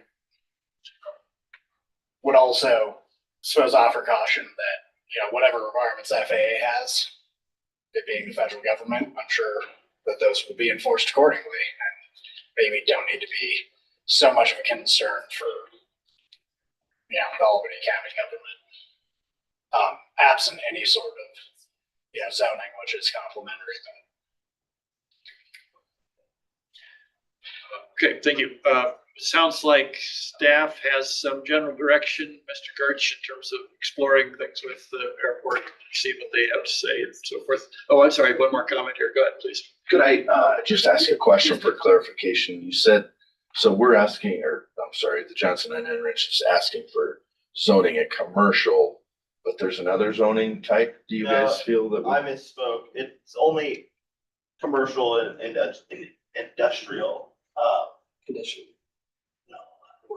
It's only allowed in. Oh. So your best ask is for more. Okay. I just want to make sure we weren't missing out, because. Oh, no, exactly the question that we were asking these guys Great, ourselves. okay. And the other thing to consider too, that I guess I'd like to point out is that neighboring property to the east, which I think you talked about, that is. Agriculture. It's actually, no, to the east is industrial. So it's zoned agricultural. We have a growth plan that calls for it to be industrial. It hasn't been If that makes changed. sense. The zoning has not. Okay, okay. Thank you, guys. That's what I was referring to. There's this flux of this recently approved growth area plan. Okay. It talks about how the city of Laramie is growing into its. I did see that. Yeah, okay. Okay. Okay. So I think we've pretty well queued up all of the questions on that. Are there other thoughts here? If not, who would like to make a motion? I move to table the Johnson 99 zone district amendment application CDA-07-23 to our next monthly meeting in March. Is there a second? I second. Is there further discussion of that motion? I'm thinking, I'm asking myself that question as well. Just while we're on the subject, if we were to look at something like Mr. Platt's suggestion of an overlay zone or some more interesting and new rezoning, what's the timeline look like on that? I'm not trying to stampede that process, but if that were desired, what would that look like? Look at Mr. Gertz. I mean, be accomplished in 6 months? Oh, yeah, I think so. I mean, it depends on how complex it is. What we would probably want to do is talk with the airport. They're working on a plan right now that addresses a lot of different things. I know they've worked on plans in the past. It'd be nice to see what their plans say to show what they're looking at and what they foresee in the vicinity around the airport. Yeah, I don't see why it would take a ton of time. I mean, I've seen other airport overlay zones, as well as like the city, they have an overlay district, or not an overlay district, an airport district. They have two districts. One of them looks like it just is on their the runway or whatever, so whatever that is. And then there's another one that's just everything else around it. So they have a specific district around there. I think in our case, you'd probably want to be an overlay zone. I think that's the best method because then we can go out a little bit farther and so we don't want to necessarily say you can't do residential uses or whatever, but it's in this area and these are the standards. And we want the standards to comply with what the airport would like to see. So That my next question is, are there kind of templates out there? So maybe not 6 months. perhaps you could spend a little time during this tabling period to explore that option as well. Is that agreed with the assessing board? Okay. I mean, that's our future, right? Because we can't do that now with this application. Right. But what we're gonna do is explore this application. Yeah. Come back with some new creative ideas, see if we're gonna, okay. That would be my only discussion. I'm prepared to proceed to vote. Others? Okay, Ms. Hanning, how do you vote? Aye. Mr. Platt? Aye. Ms. Kokornik? Aye. Mr. David? Aye. Lee, aye. Motion carries. Thank you. Thank you all. Thank you. Obviously, a lot of sympathy here for the project. We just need to make it fit. Understand, yeah. Thank you, guys. Should we take a short break? Looks like that's saying yes. Okay. Recess. 5 minutes or so. Brian's guidance here. We're out. You hit the video and the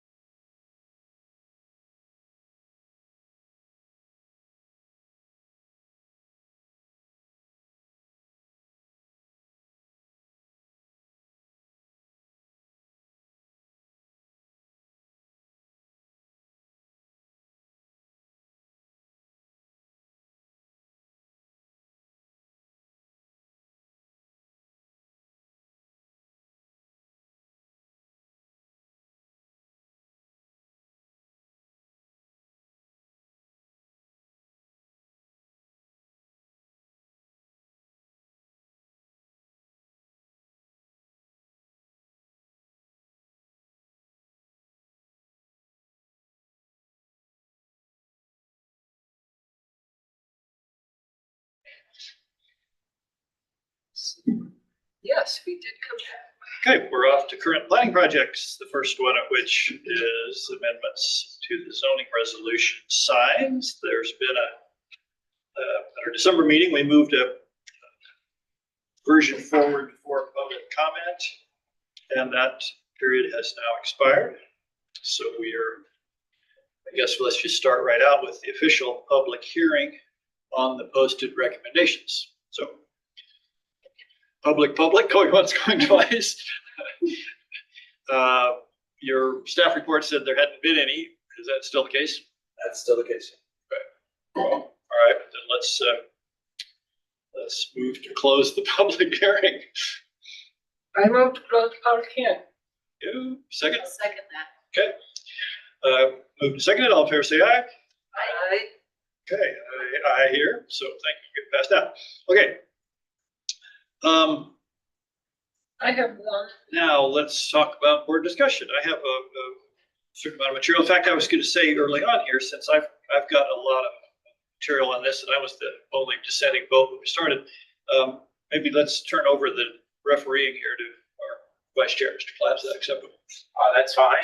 Okay. So, if you want to proceed, they say I have got some material I'd like to. Start with your material.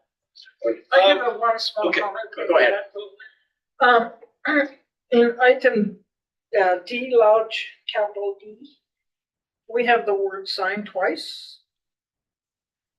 I think it's enough to say we don't need a sign permit. We can say just a permit. Signs are very exciting. Can you see that? All right, could you say where that's at one more time? Say, delete, so signs requiring sign permits. You don't need sign, with sign permit, you can have sign with permit. Just delete. Well, I guess the permit itself is a sign permit. That would be its official designation, or at least that's what it's been. But I'll defer to David. I mean, if that jives with your forms and everything else. I mean, I don't, if we want to take out signs requiring sign permit, I mean, we could just call it permit. It will be a sign permit, but I don't think that matters, does it? So we can remove that. Seems excessive to me, but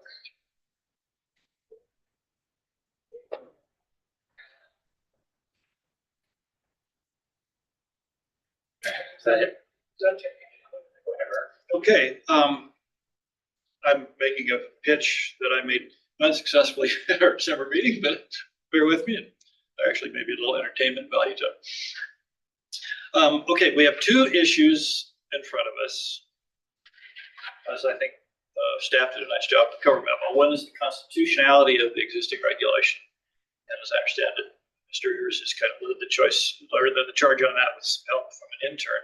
And then the second piece is all the details. I think we can all agree that the existing regs are unacceptable because of their content-based details. So I got no problem there.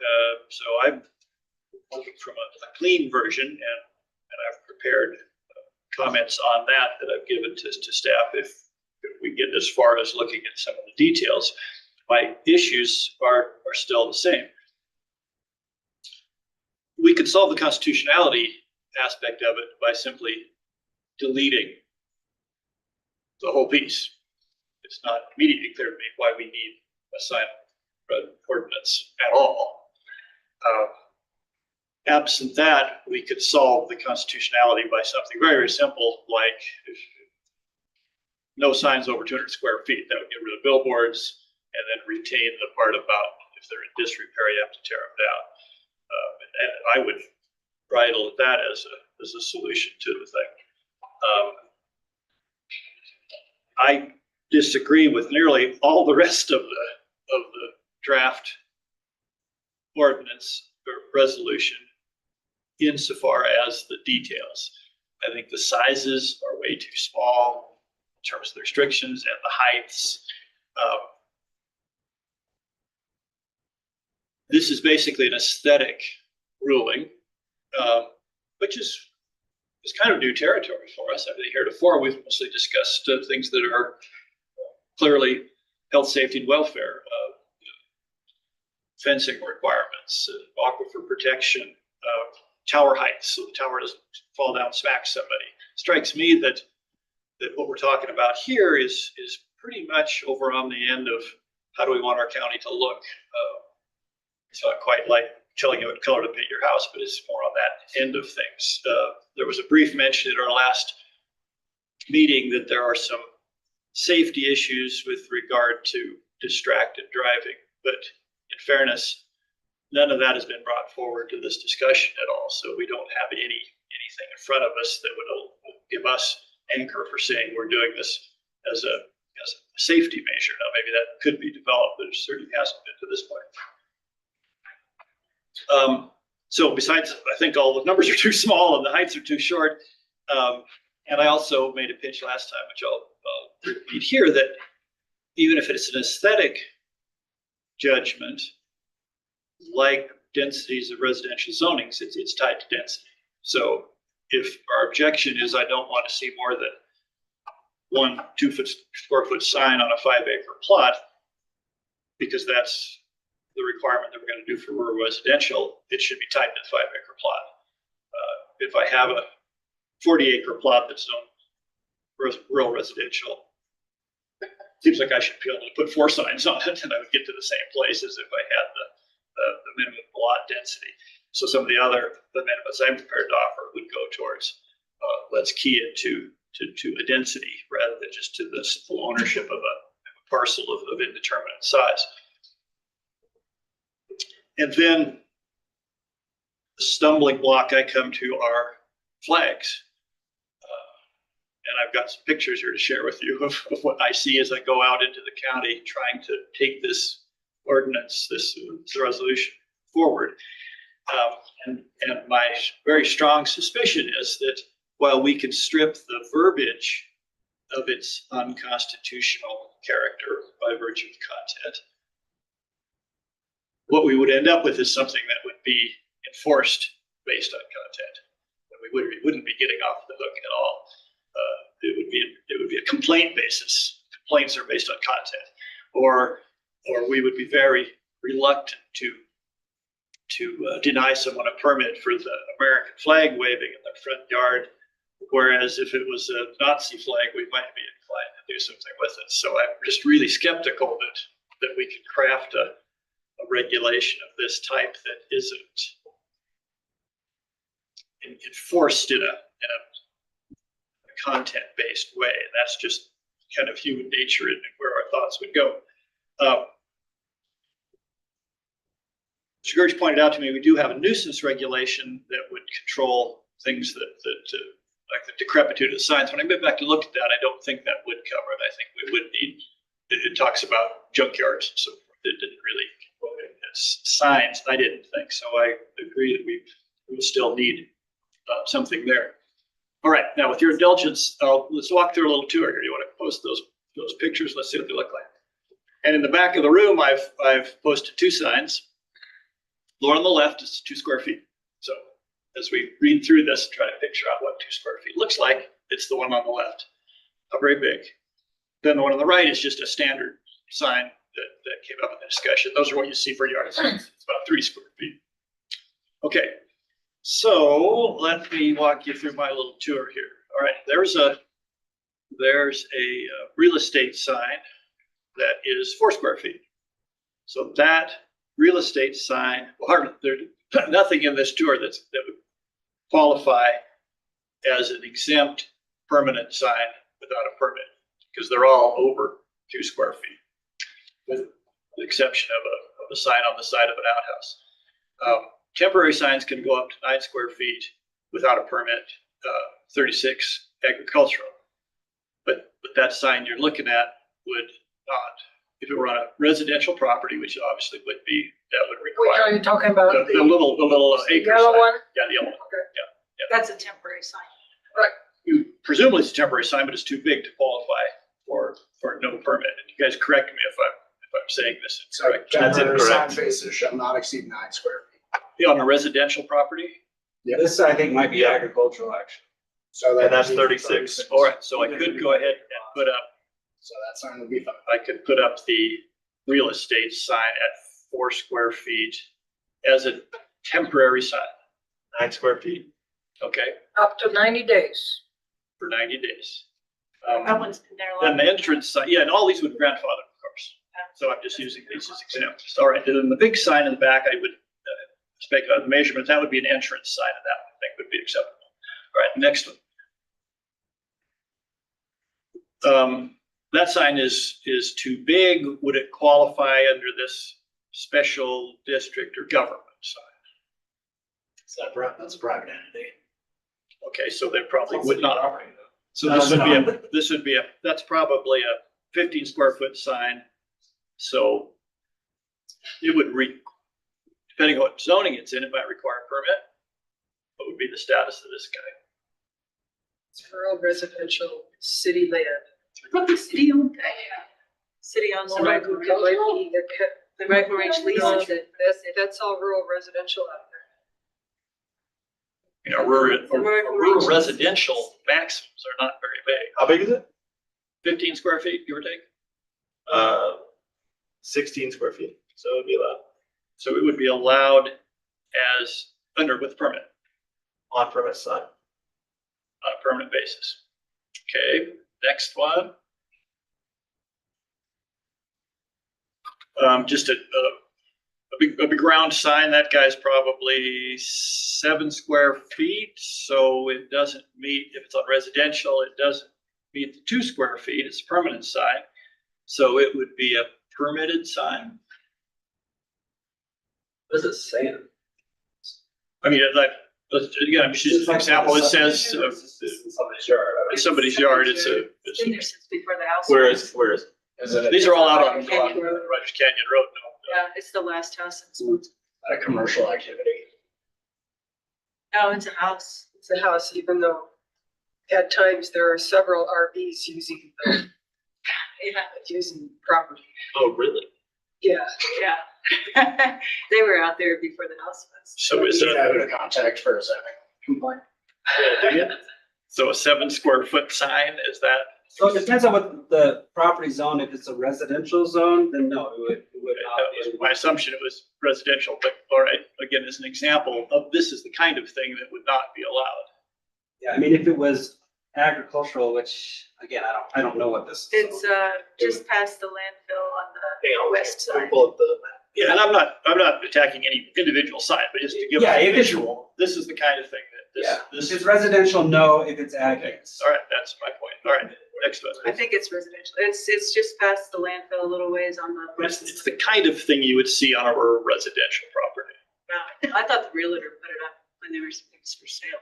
Well, there's a lot of ag. So Yeah, that's. Okay, again, I don't want to just discuss that side, Yeah, but yeah, that, we know what it would be if it was ag. the concept. yeah, who knows? That would not be allowed in a residential area.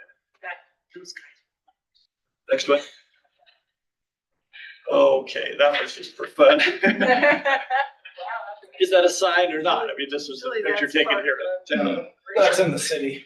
I understand that's in the city. Non-conforming. This gentleman were parked on a rural residential lot in Albany County with this sign, which I estimated was probably 9 square feet. Would he be in violation of the ordinance we're contemplating? Would you call that a? That's not a sign. Well, it's not fixed. Well, sure, it's a sign. Well, if you look at our definition of sign, it's not basically. permanent. Oh, I'm just saying. Yeah, it fits under the definition of sign. It is not a permanent sign. Okay. At 9 square feet is allowed in a residential, if you were to park it in a residential area. Well, since it's safe, so it's, I guess so. I mean, he's got some pretty How heavy big did hitters you on say it this was? side. How big did you say it was? I'd say 9 square feet, I'm just guessing. Good. What's that? Temporary sign, 9 square feet. In residential? That's allowed, yeah. That's the limit. Allowed as of right. Or you might be right at the limit, but it says to me a big panel truck with the logo on the side of the commercial owner. It also There's doesn't lots of fit the signs. definition of temporary sign. Not intended to remain fixed to the, well. It's fixed or mobile? I don't know that. I think a sign should be stationary. Signs permanently affixed. So yeah, we could change that to, Stationary. stationary, any stationary object, device, display structure, part thereof. Yeah, it's not. All right, that's, I'm kind of fishing around for language that would help us corral the things we want to corral. Because we've got a pile of signs that meet the current definition or the proposed definition that are the signs of vehicles, van trailers, delivery vans, and everything else. So perhaps that would be solved by a stationary. Then those guys who park their trailers in the same spot for 3 years. Okay, next one, again, just bringing some examples forward. Look at the brass knuckles on the back of that. That thing is just scandalous on this bumper. Jesus, freed with a set of brass knuckles. Brass knuckles? Yeah, in the middle of the back bumper. Oh. Yeah. Anyway, not to discuss content, but that's got some pretty marginal content to it. That might be it. Is there more? Yeah, Is there should something be. you're missing? Okay, let me Hang on one second. get out of this. So maybe it's not showing all of your. I hadn't seen that before. Well, all right, if you can find them or not, but you can picture them on that little trip out Rogers Canyon. There are three. There are a lot of signs now that people put on like a big van or a little truck that are actually digital. And they have videos playing. I believe we talked about So we removed that at Burns' recommendation, the vehicle signs. So originally, there was a provision preventing those type of displays where, yeah, it's, you know, like a truck and it's a flatbed, but instead of a flatbed, it's like a sign and it's a moving billboard. So we did have a provision which was disallowing that, but I believe that was removed at Burns. right. I think that's right. All right, this is a billboard. This is what I think we are after. It's what I'm after. These are the billboards. These are some of those guys out by Ty-Siding. Is a sign both sides of it, or is it just the other side? Is this The other side. the other side has something on it, but this side is in disrepair, or is the proper sign? That would be the sign base. So you have to have. This is just a structure sign based on it. When one side qualifies, or the next one, let's see, the next one is. I took several out there. All right, there's a sign in that same cluster. And these are all billboards that would be non-conforming.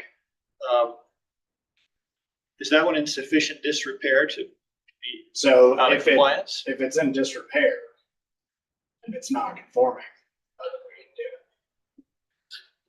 Well, all right, is that right? That it can go be in disrepair forever if it was originally built before we passed our law? I mean, how does that bother? So long as there's not like a period of non-use exceeding 2 years.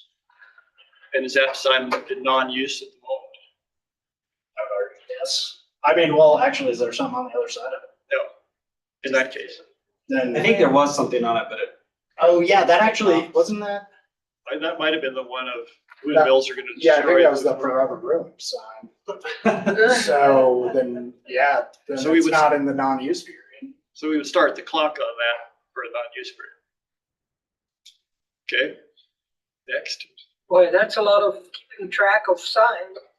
Okay, there's a little no trespassing. It's actually 4 little signs with a composite area of 8 square feet. Top of the pavement of Roger Canyon, red flux. It's a permanent sign.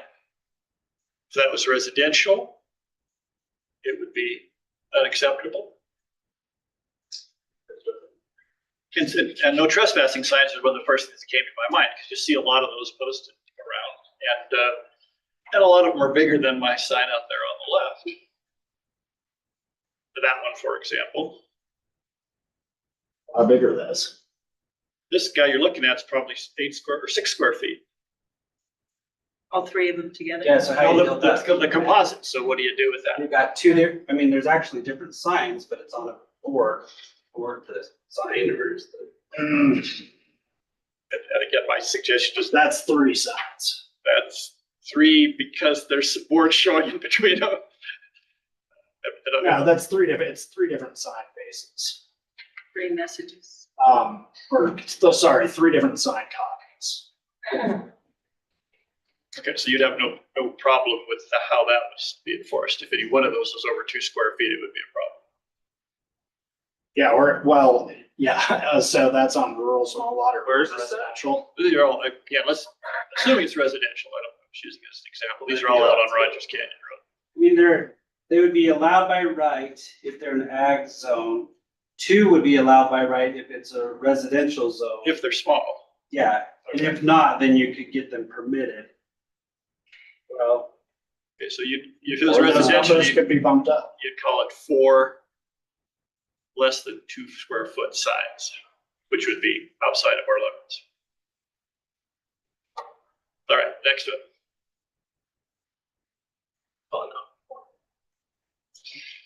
no. Okay, you guys live out there might know it, but if that guy is less than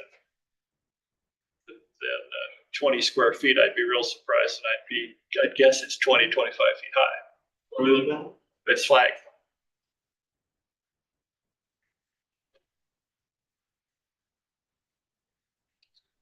what zoning is this on? Well, it's sitting in the guy's front yard, I'm assuming this is residential zoning. Maybe not, but if it were, and again, that was grandfather. But I think these flags, My neighbors have one okay, in the front yard, so that's definitely rural. I'd be real surprised if anybody comes forward. Oh, you can tell me, does anybody have come forward for a signed permit for a American flag and a pole in the front yard? Probably not. I'm guessing not. All right, there's a couple more, just again, as I'm walking down there, the most conspicuous signs out there are these American flags proudly displayed out in the front yard. They're all, if they're on residential property, I think they're all. Do you want to accept flags? Try to get Yeah, them no, off. say the flags are. What's a flag? Is No, it Flags of any does kind. it have to be flaccid to be a flag? No words on them. Holds it rigid. There's no message, there's no words. I guess, Read the definition. It's intended to convey a message to the public. I mean, Mr. Sheriff, you have suggestions. I do. Okay. All right, so let me finish my little photo tour here. Next one. Same story. That guy's probably 20 feet high, 15 square feet. Guess if there's one more like that. Then there's 2 more and I'll finish up my little tour. All right, and there's a sign, that would be an example of less than 2 square feet, but you're gonna see examples of machinery, trailers parked with big signs on the side. That if you call them signs, are gonna run into the restrictions of this regulation. Next one. That's been there for a long time. There's 2 of those. Those I was guessing are 12 square feet. Again, if they're on residential, they would not be acceptable. You could call them temporary, although in this case, they're temporary for a very long time. And I don't mean to beat up on Terry Jones. If she could put up 50 of those, it wouldn't bother me. All right, so those of you who live out there see that. All right, there's my little tour. Now, to get to Mr. Ayers' point, my solution would be either we go way back and say billboards are, or if that's not restrictive enough to pass muster with my colleagues, increase all of the sizes. And I have the amendment that I proposed last time that they walked through, which basically would cover the flags by saying anything of a reasonable size is okay. If somebody wanted to put up like the one at Perkins, that would then get up into billboard territory. So that's my pitch. If there's sympathy here for incrementally increasing all the sizes, then I've prepared an amendment that does that. You're suggesting we should just regulate billboards and nothing else? That would be going clear the other way. Yeah, and how would you define billboards? 200 square feet. Because, and I'm just speaking of myself, but here we aren't, none of us are bringing anything more to this than our own personal ideas. We were appointed this to get our heads together. If I owned a 10-acre plot and I wanted to put up 500 2-foot by 3-foot signs, portraits of fallen soldiers, I don't find that offensive. I think like I could do my property if I wanted to. Commissioners? So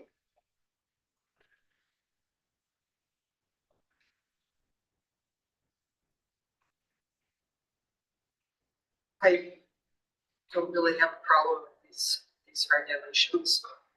I could see saying something like a sign does not include the American flag. Well, that's content based. You'd have to say flag. Just Well, say, just say flag. The problem with that is they're flag signs. They put up signs with a message like eat at Joe's or whatever. Or don't tread on me, or. Give me his address. Yeah. Stop it. Those are consequences. Even the flag open, what? even a flag with the word open is a sign. Well, Mr. Chair, the definition of signs is very difficult. And it's quite broad, and it doesn't have to be in English, it doesn't have to be words, it's anything that's intended to convey a message, which many would say you've defined art. I find that illustration back there kind of useful. I could go for bigger than was that 2-foot square? I said on the left? 2 square feet on the left. Yeah, that's pretty small. It's smaller than I realized. So appreciate the illustration. Matt, what have you seen in other counties? Or have you looked at what other counties have? David, you too, David, if you. I mean, the city of Laramie, they have all sorts of rules and regulations. And a lot of their regulations are around the type of structure. I mean, they won't even allow like, gas stations have the big tall signs and trying to get attention on which we don't think allow either, but the highway or whatever, they don't allow those. I mean, they like the monument style, and that's what they kind of allow. Like just looking around, I mean, I don't think our sizes are off from what other jurisdictions do. Honestly, the regulations we have now are pretty stringent. I mean, we don't allow the big 200-foot, billboard signs either, and what currently exists. And on residential, we are being much more lenient with these than we were before. The only reason you could have a sign on a residential property would be if it's like 2 by 3 is like 6 square feet and if that's if you have a home business. That being said, there are some exemptions, but they're all content based. And that's what we're trying to get away from. So in our regulations, I guess that is where we're a little bit more lenient than what we're proposing here. Honestly, the more I look at these regulations, the more I like them. But when Matt first brought it to us and him and extern or intern or whoever worked on them originally, I was, but it all makes sense to me. I mean, this is just, location, size. I mean, that's what we're kind of looking at. And I think that's a good way to regulate these. If I don't, in the past, people in the county did not want to have big billboards. And so that's why I think there's the smaller size they are now. And I think we would like to continue to follow that pattern. And really, we want to make exceptions. And I think that's why we allow some of these things on residential and ag, so that people, if they do have like a message they would like to share, there is a way to do that. And there's a way, that's exempt, and it's through the size of the sign. But I don't know, do you have one? So you're saying that you basically like this, you're basically unsatisfied. Yeah, I think it is. It's more lenient. I think it's way too restrictive, and it does. Does it serve the purpose that we're authorized to serve? Does it address health, safety, and welfare of the county? Yeah, Well, there's I'll case make one law. comment to you, Matt. And my one comment is that my concern kind of ties in with your viewpoint. My concern is enforceability. Yeah. Because right now, I don't see how this is going to be enforceable. But who's going to do it? So go ahead, Matt. Yeah, Pro v. Teton County, that specifically held that within the general welfare of a county are such considerations as view shed protection, preserving the visual rural character of an area. So yeah, it's certainly within zoning power. But I mean, the one thing I'd say is like, I mean, you know, if we need to finagle the definition a bit, I mean, we could look into that. We could exempt flags specifically, and just if there are flags that, you know, show up as advertising, that they're just exempt, you know? The enforceability of it, absolutely, I think we can enforce these. If something is over the size limit and if it doesn't, you know, meet the criteria that we have here, the size, the setback, all of that, yeah, your sign doesn't meet this. You know, the only thing that's a little bit squishy, I think, is the definition, you know, just because, like, I mean, your point's well taken, Chair Hinckley, it could include a lot of things, you know. That being said, who's going to force an American flag or some artwork on the side of the building? And so, I don't know. All right, and so what I end up then thinking is this would be enforced on a complaint basis. And I think back to a speech that you made to us, Mr. Gersh, with respect to changing the APOZ boundary, that you were reluctant to have rules in place that allowed for harassing one's neighbors. And what I would envision here is everybody would shrug until I had an issue with somebody, and then I'd say, wait a second, Mr. Gersh, why aren't you clipping that guy? So you would end up with a kind of a complaint-based enforcement, which is going to be content-based. And it gives me an opportunity to harass my neighbors, which is what I don't. Well, I'm not terribly zoning is sympathetic here. inherently that way already. That's what happens all the time. I understand, but if we were to relax those restrictions considerably, the opportunity for using it to ill purpose would be that much less. And to Mr. Ayer's point, I'm not suggesting that it's illegal for us to do this. My objection is philosophical, not legal. At what point do we, as county representatives, feel we can tell folks how many no trespassing signs they can put up and how big they can be? I'm reluctant to go very far down that path, but I'm sure we all have a threshold in different places. Rob, did you have a comment? I do.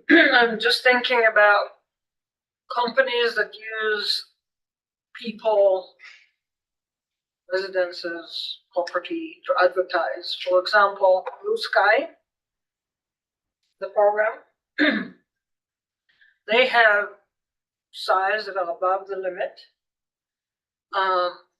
That they, I don't know if they give people a little discount on the electric bill or whatever, but people can put them on the fence. And are we going to tell people to take them off? I mean, my neighbors have one.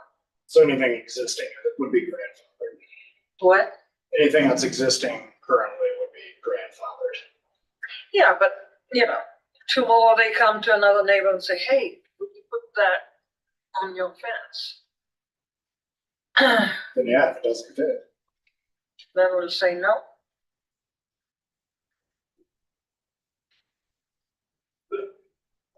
One more and I'll let you go. Another example that we see routinely is on the side of a building. I didn't take a picture of it, tie siding there, the antiques, whatever. And that's quite common that a person will paint the side of their building to express some thought, whether it's Eat at Joe's or Death to the Infidels or my fireworks here. And those would be signs, would be subject to sanction under these regulations if they don't meet size requirements. So again, I just think there's going to be a whole lot of places where you're going to find yourself thinking, well, that's not what we meant. So we ought to try to say what it is we mean. Further comments? In that case, we're supposed to hold a public hearing, I believe. Is that correct, Mr. Gersh? Oh, yeah. Did we not? Did the public safety? It's noticed here. I think I may have started us with that. All right, yeah, we can do a public hearing. It was Makes 30 sense. second public. Well, if there are any members of the public online who would like to say anything, Yeah. and hearing, seeing none, I will take a motion to close the public hearing. Second? Is there a second? Yep. Any further discussion? In that case, we'll take a vote. All those in favor say aye. Aye. All opposed? That motion carries, so the public hearing is closed. Well, would someone like to make a motion as to how we should proceed here?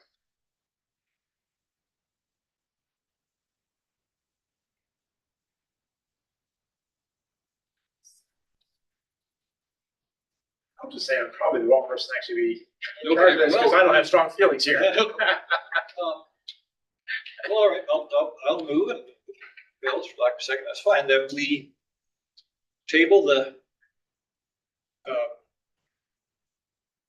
well, I guess there isn't a motion to go forward. I'll move that we table this pending further consideration and specific opportunity to review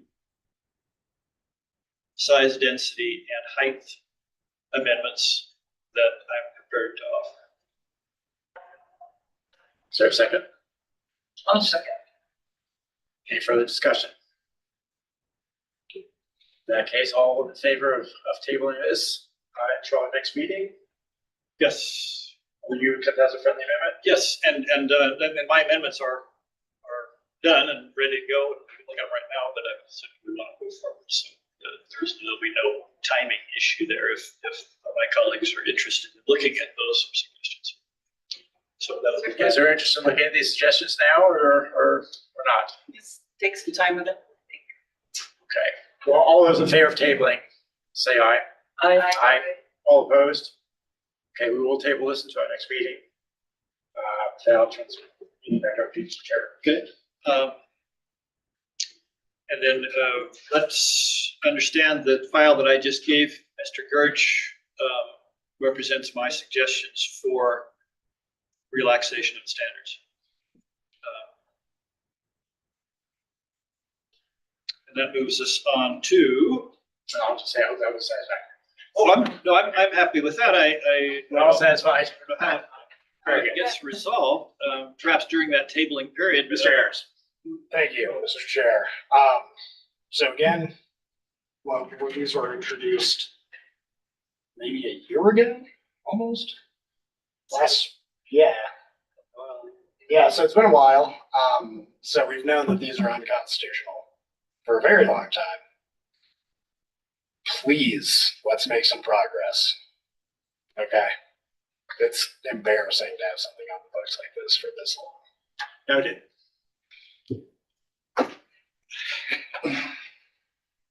I think it would be embarrassing to have these go for the county commissioners as they stand. Someone would get up and say, you guys are going to ban me posting the American flag in my front yard. That would be embarrassing. So I didn't yes, speak to that. pardon me. I did not speak to that. I I just understand, spoke to getting it done. they are unconstitutional and they should not be allowed to proceed for it to be enforced as unconstitutional measures. But we need to come up with something that's acceptable. Would changing sizes be, a substantive change that merits re-noticing? No. Would finding ways to, I was looking at Teton County, they exempt American flags, county flags, town flag, any flag that's in state flag. Would that be University of Wyoming flag? Would that be a substantive change? No. It's basically, I mean, if it's in the confines of what is being considered, then it wouldn't be substantive at this point. Thanks. But would being that specific be regulating content, or do we have to just exempt flags? It's iffy. You can attempt to make a commercial versus non-commercial distinction. Okay. that would be the safer route. And that would probably be adequate.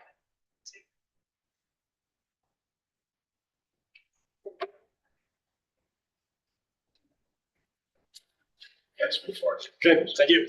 Okay, we're looking at amendments to the fencing regulations. Here again, this has been out for public review and comment. So let us start with a public hearing.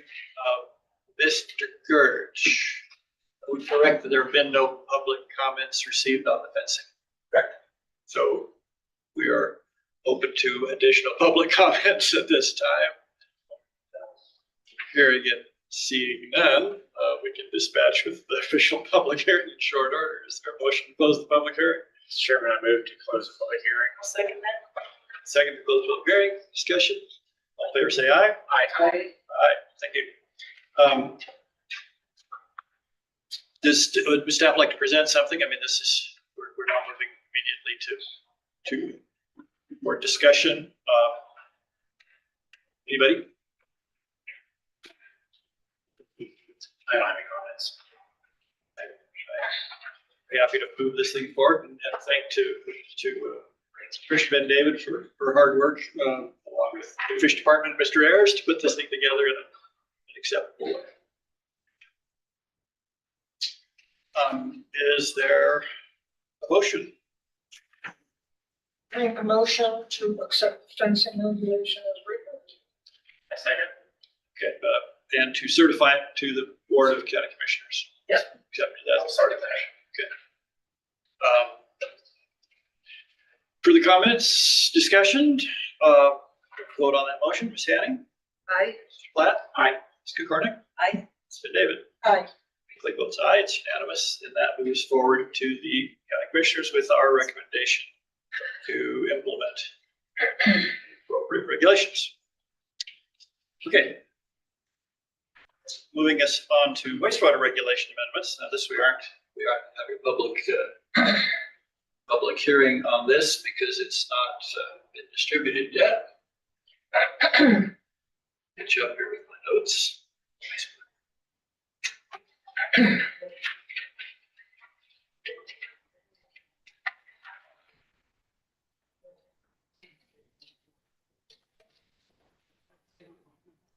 I've got just comments on the packet to work through. What's your pleasure? Have other folks just looked at that? We want to just do our start at the top and share our comments with staff. Both this and the next one are kind of in development. At some point, we hope they'll mature to the point of something we can put out for review. My feeling is that neither one goes to that point yet, but again, I could be overruled on that simply enough. So we just start at the top? Yeah. Okay. I'm looking at which this come to us in two forms. No, there's a clean markup. Okay, so it's very short.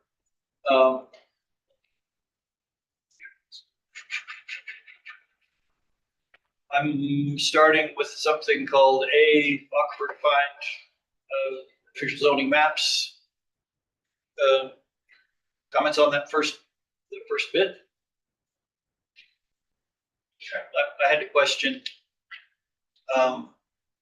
In the definition of vulnerable features is an important part of this document and is something that I think we're going to take very careful track of as those definitions move from the zoning resolution on the APOC into this area of wastewater regulation. In the cap, it includes fractures in the list of vulnerable features, pages 146, 147 of the cap. So it's a fine point that I would think that we would want those definitions to be as parallel as we can make them. Was there some reason that was changed, or is that just a thing? I believe definition was taken from one of the sections in the cap that had it specifically spelled out. We haven't added drainages, but if that section or whatever we took it out, it may not have existed in that specific phrase, if that makes sense. Okay, so maybe just look at that, like say it's It's at the bottom of 146 for my notes. David, can you make it bigger on the screen, please? Oh, yeah. It's under setbacks for vulnerable features, 6.3.2.2.2 of the cap is where I found that language. So Thank you. Yeah, that's what I'm not disputing anything. I'm just saying, I think I looked at a different section. okay, no, it's just a thought. And I don't see any problems with that, so.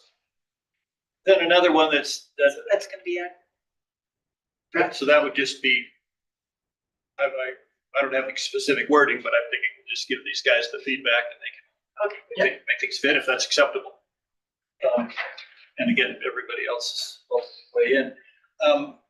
What was the thinking on this issue of repair, removal, replacement? Did we need to define replacement more tightly? I know that's going to be a contentious issue. It's kind of hard to get your arms around. What's the thinking on that? Are you talking? What constitutes replacement? How big a repair becomes a replacement? Replacement typically is the leach field and the leach field and the tank.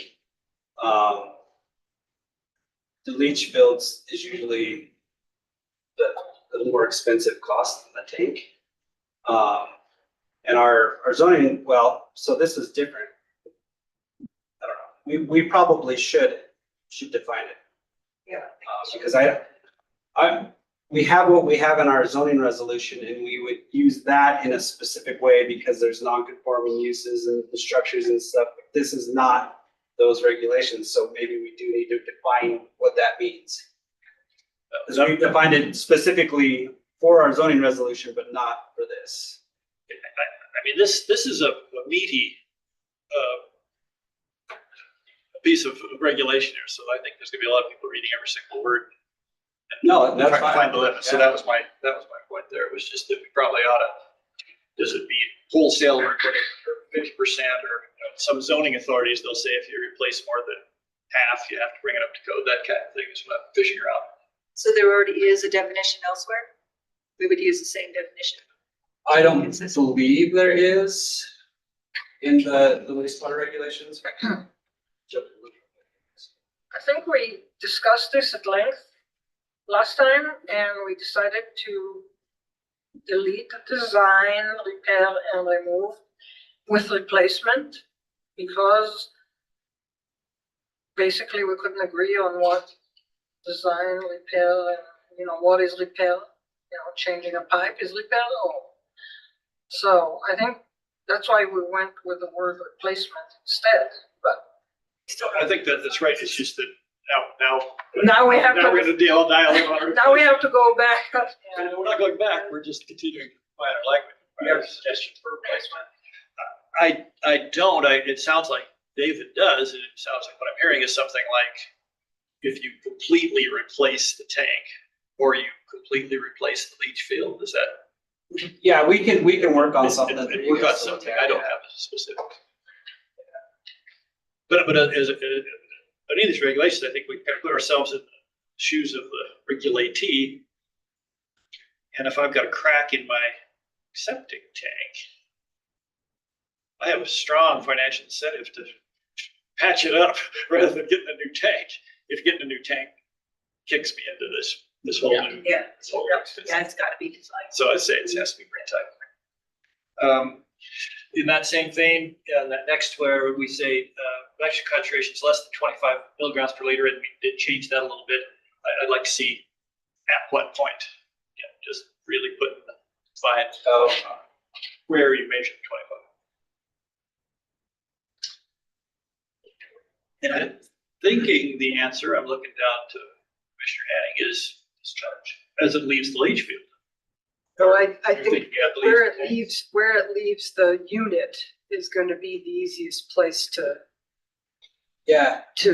know what the water quality is, because you're going to have a hard time sampling under the leach field. Yeah. But I think if you know what's leaving to go out to leach field, then you don't have anything to argue about. Although the next sentence invites me to accept literature and experience elsewhere and so forth. Right, so I guess you guys would either be relying on manufacturer documentation that this unit, if it's run properly, is gonna get a range of effluent in this zone. And you could decide if you want to leave the door open to periodic testing, to make sure that it's being maintained and run properly.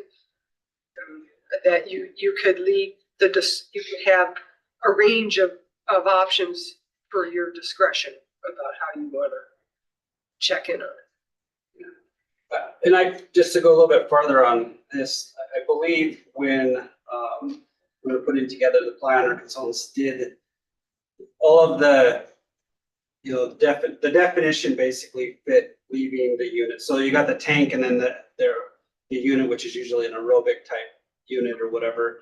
And it's at that point before it goes into the fill, that's where we're measuring it. So we just probably need to say that because there was the Presby system, which one part of the state, it fits the definition of enhanced system. And that's, I think, the terminology they use. And other side of the state over here apparently isn't an enhanced unit by their own documentation, Presby's documentation. It doesn't say that, and that's a leach field deal. They have some special filters in the leach field. But it's, I think it's buried in sand and some other stuff or whatever, but according to their documentation, it does not reduce nitrates. It's not meant to. And that's what we're looking at mostly is the nitrates. And all of the nitrate units are the aerobic units, from my understanding. And someone could correct me, but from our discussions when we were putting the plan together, that's what Stantec said. So, and that's what I think there's some documentation at the end of it, appendices, whatever, that talk about the different units that they found that meet these standards, basically. So leach fields don't reduce nitrates? Well, they do some treatment, but that's not, yeah. It doesn't get to the standard of enhanced or advanced. While the wastewater is in the evapotranspiration zone and can interact with oxygen, it's kind of like an aerobic unit. But once it goes below the root zone, you don't get much change in it. And that's variable throughout the year, right? In the winter time, you're not going to get as much as you will in the summer. So it's too variable to rely on for your treatment train and know what you're actually getting out of it. And the county did do that septic study up in Sherman Hills. And what they looked at is that 4 feet below the trenches or whatever, I guess they call it the Betos zone. That's where there is some treatment of nitrates, but then after that, there's not much. And that study basically showed that not much happens, But that's the substance of my question. There are those who would suggest that there is some small additional removal of nitrate in the biofilms at the bottom of the leach field, in which case the point of compliance would not be the exiting of the tank, but it would be the exiting of the leach field. If there's a difference there, and I'm looking at it from a hydrogeology point of view. I'm down here in the aquifer. That's the piece that we're interested in, is what's coming through into the aquifer, and that's what's coming out of the bottom of the leach field. So if the bottom of the leach field is different than the tank, then perhaps that's the appropriate compliance point that I'm looking at. So I think the problem is just if you say we want a compliance of this concentration when it goes out to the leach field, that anything else that happens in the leach field is just making it better. It's not gonna make it worse, but it's harder to measure what that incremental improvement is. And so from a regulatory standpoint of managing this, your best bet is to do it at the end of your treatment unit. And anything that the leach field does is just great. It's making it better. Yeah, and I don't think the documentation I don't know. I guess I'd have to look at documentation. I don't know if it even tells you what it is at the point that it comes out of the leach field, right? It's like they're measuring from the unit to the leach field. Is that incorrect? I don't know, I guess. But if it's seasonal, it wouldn't be consistent anyway, so. Well, and that was one part of the study that we did. They were trying to look at the different seasons. I should go back and look at that study to, I think it's on our website. You guys can look at the septic. I did read it, I just. I think the material I sent you on the Presbys, and again, I don't have a dog in this fight, but they represent their systems, their basically leach field system, as having a reduction in nitrates. And that's, So yeah. that's. My conversation with DEQ, they said that it didn't do that, but maybe the reduction doesn't meet their standard for an enhanced system at their level. But I don't know, I could check more into that, but I know I had a conversation with Dennis Lewis and he's like, well, yeah, their documentation doesn't even say they're supposed to be treating for nitrates. I mean, there may be some treatment, but I guess I don't know. So I guess bottom line there is 25 is doable. I mean, we don't want to have a regulation that's impossible to meet. You guys have convinced yourself, your wastewater engineer, that 25 at the point it leaves the tank is achievable. I don't know, this is what we got on the plan, so. I guess, and that's where they were measuring it, Eric? Yeah, this comes from the plan, this whole statement here, that's what stands at. And was their point the tank or the leach field? I guess I'm just. Oh, the tank. Drilling on. Okay, Well, thank you. the unit, I guess, the tank. Post treatment, okay. Now I'm just moving along. If anybody has any other things that they've caught their attention as they were going by. I have later on. Later on, okay. Yeah, let's get past you. The 35-acre business, we talked about that, and ricochets back into doing with APOC. I thought we were going to develop a database of how many lots there are out there and what sizes. We kind of played around with ideas of perhaps conditioning some of these on lot density and so forth. It's actually in the minutes from our last meeting. What's become of that anyway? Sorry. Would you repeat that? Okay, the idea was that we were going to get our GIS feedback in terms of how many lots of what sizes are out there. Probably of most interest here would be what's our exposure to new septic tanks being installed on existing lots with fairly small size.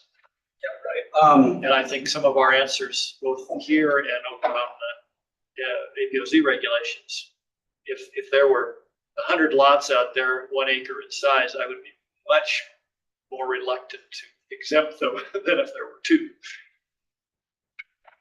We have that information somewhere.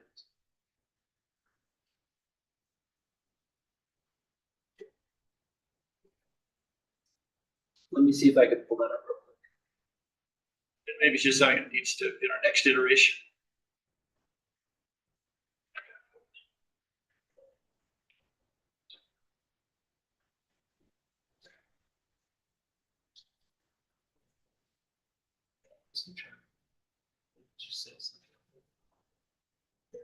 Okay. All right, do you guys see that, I guess? So let's see what the. Oh, yeah, okay. So here's the different colors. You can see the dark black or whatever is less than an acre. Purple is from 1 to 2 acres. Pinky color, magenta, I don't know what it is, 2 to 5. And then orange, 5 to 35. And then there's the ones that are large, greater than 35. So, and we do have a table too that, I mean, this is the map. I can give you I can open the table that shows, breaks this down so we can see how many of each. Is that more helpful? Yeah, no, that, and then again, I think of it in terms of an exposure. How many are unoccupied at this time? How many septic tanks are out there on those lots? And specifically what I think we are interested in is how many lots are in platted subdivisions, say they were zoned residential in 2012, have not been developed. Oh, undeveloped plots? I'm not sure. I think it's the intersection of what's out there in sizes and what's the potential development in the future. And I believe all of these have Because you also got a map of septic systems, I believe. Yeah, we do. So here's, let me, I don't know that we need to do it, can or need to do it on the spot, but that was, I think, the feedback that we were looking for. okay. I believe the map was made from, I mean, I guess I'd have to ask Jordan for sure. Okay. There's, That's the parcels in the APOZ? this is the parcels in the APOZ, yeah. 572. Wow. Yeah, I don't think we have the information, like how many are within plotted subdivision and how many are not. I guess what I heard was you just wanted a breakdown of the size of the lots. Just that's interesting. That's kind of, we've got 20% of our lots are less than an acre. I think that Commissioner Hanning would concur with me that 1 acre lots are not suitable for individual septics. And I would say of those smallest sized lots, there's a smattering of lots that are undeveloped. It might be roughly 5 to 10%. Yeah, that's knowable. That's just what that is. Yeah. And this goes to our larger mission here. And I'm convinced that the municipal wells are not vulnerable to future contamination. I think with the regulations we've got in place right now, the sizes of the dilutions are such that those guys are probably covered. But we know there is measurable contamination in individual lots. And so to what extent are we trying to freeze things in place? To what extent are we trying to back up the train? To what extent are we trying to control the growth? I mean, I think we need to kind of find ourselves philosophically in that spectrum. And it shows up in things like our exemptions for previously platted lots, and to whom we apply these criteria in the wastewater regs. So I'm prepared to leave it and get some more information here. If there's anybody else that wants to see these digested more, the beauty of GIS is, boy, they can just slice and dice however you like. I'm thinking parcel size and whether there's a platted subdivision or not, septic tank. Cornick, what were you saying? I agree. We need to know how many are left to be built on. Yeah, that makes a difference. We're definitely still building in our neighborhood, for sure. And some people bought 2 lots and they're just not going to, but they could if they wanted to. Next thought I had was down on G, is that jumping ahead of where you were, David? Mine is mostly on the review process. Okay, all right, let's, the thing that caught my eye there was this issue of setbacks and whether we're inviting lessening of those upon approval of the planning department. Now, if I'm reading this correctly, the one in parentheses kind of addresses the concern. So tell me if I'm reading it right. The only condition under which the setbacks for vulnerable features would be considered is if there was no other location that could meet them. Is that how that was intended to be read?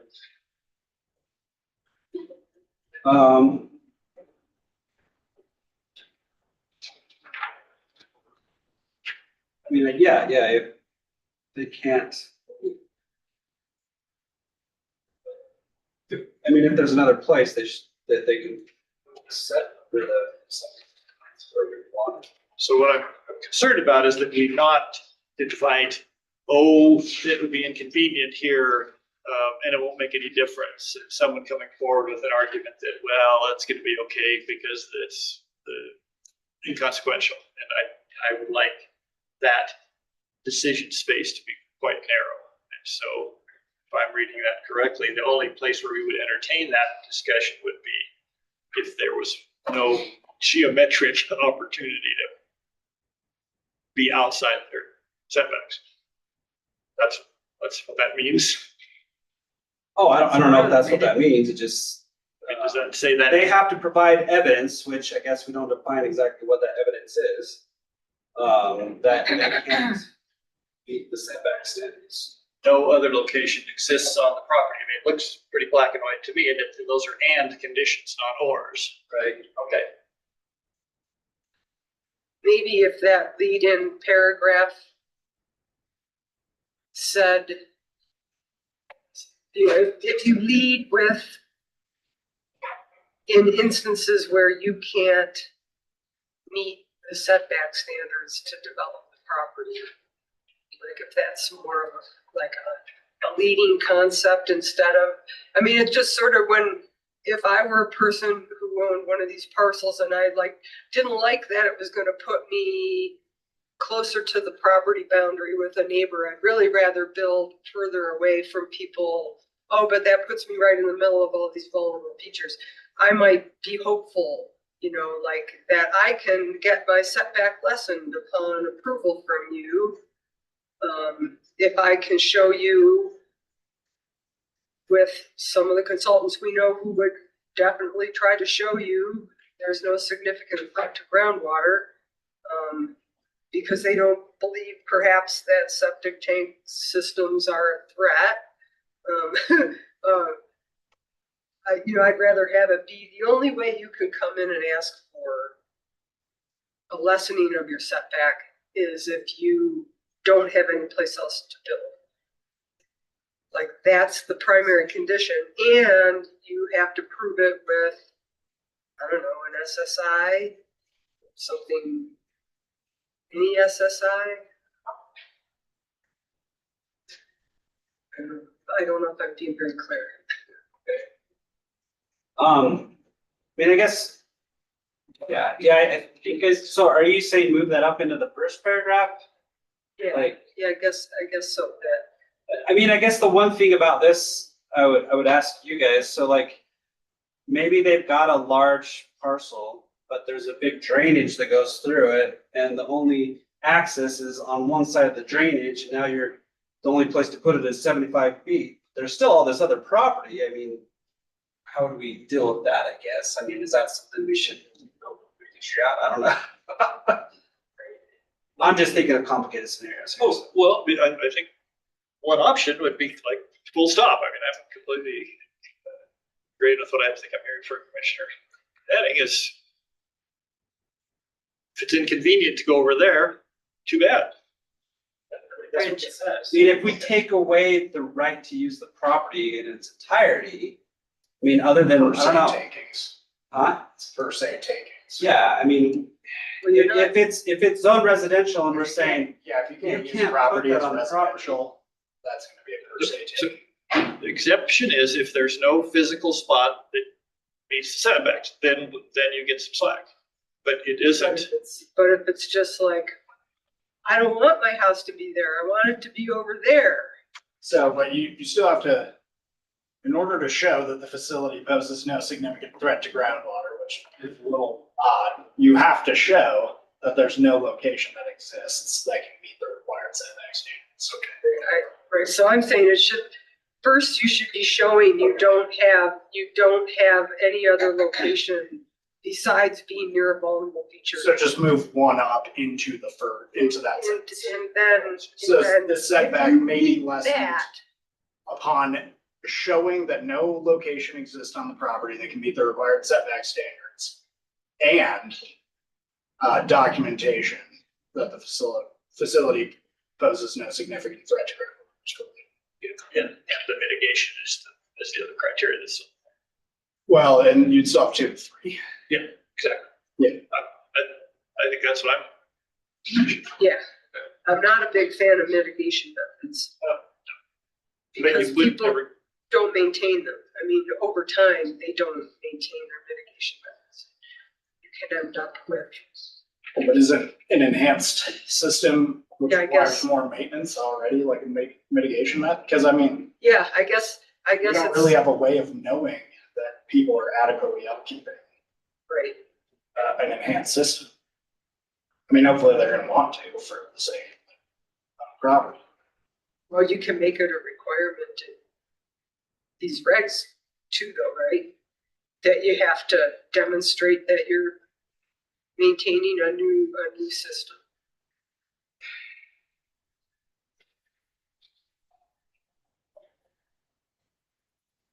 That's another thing that's currently in the zoning resolution that we're trying to move out into the wastewater regs are inspections and point of sale and so forth. What's become of all that thinking? I mean, can you issue? So the inspections, there's a basis for it in statute. It can lose upon getting challenged. The transfer of sale, those permits run with the property.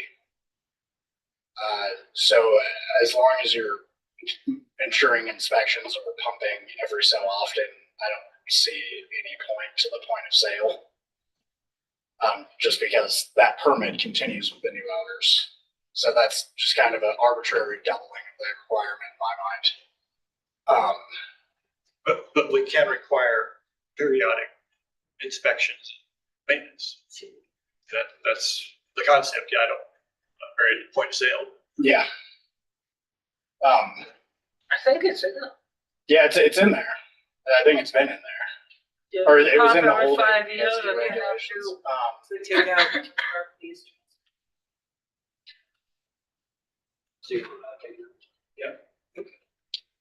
What? That makes sense. That's Yeah. in the suggestion. Because if you're getting it every 5 years, And then transfer of ownership. and I mean, has anyone bought a house recently? Are people waiving inspections around here as like a requirement to make an offer?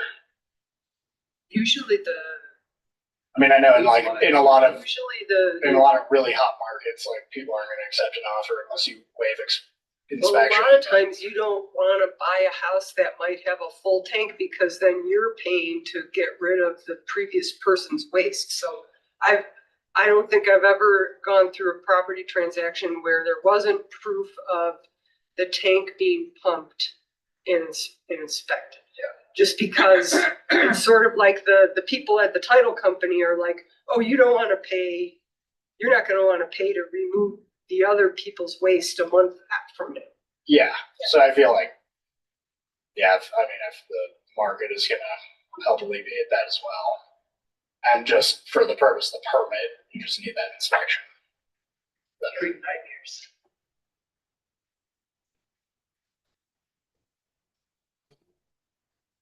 Then my last thought here is that there's, again, the global one of, as we move this out of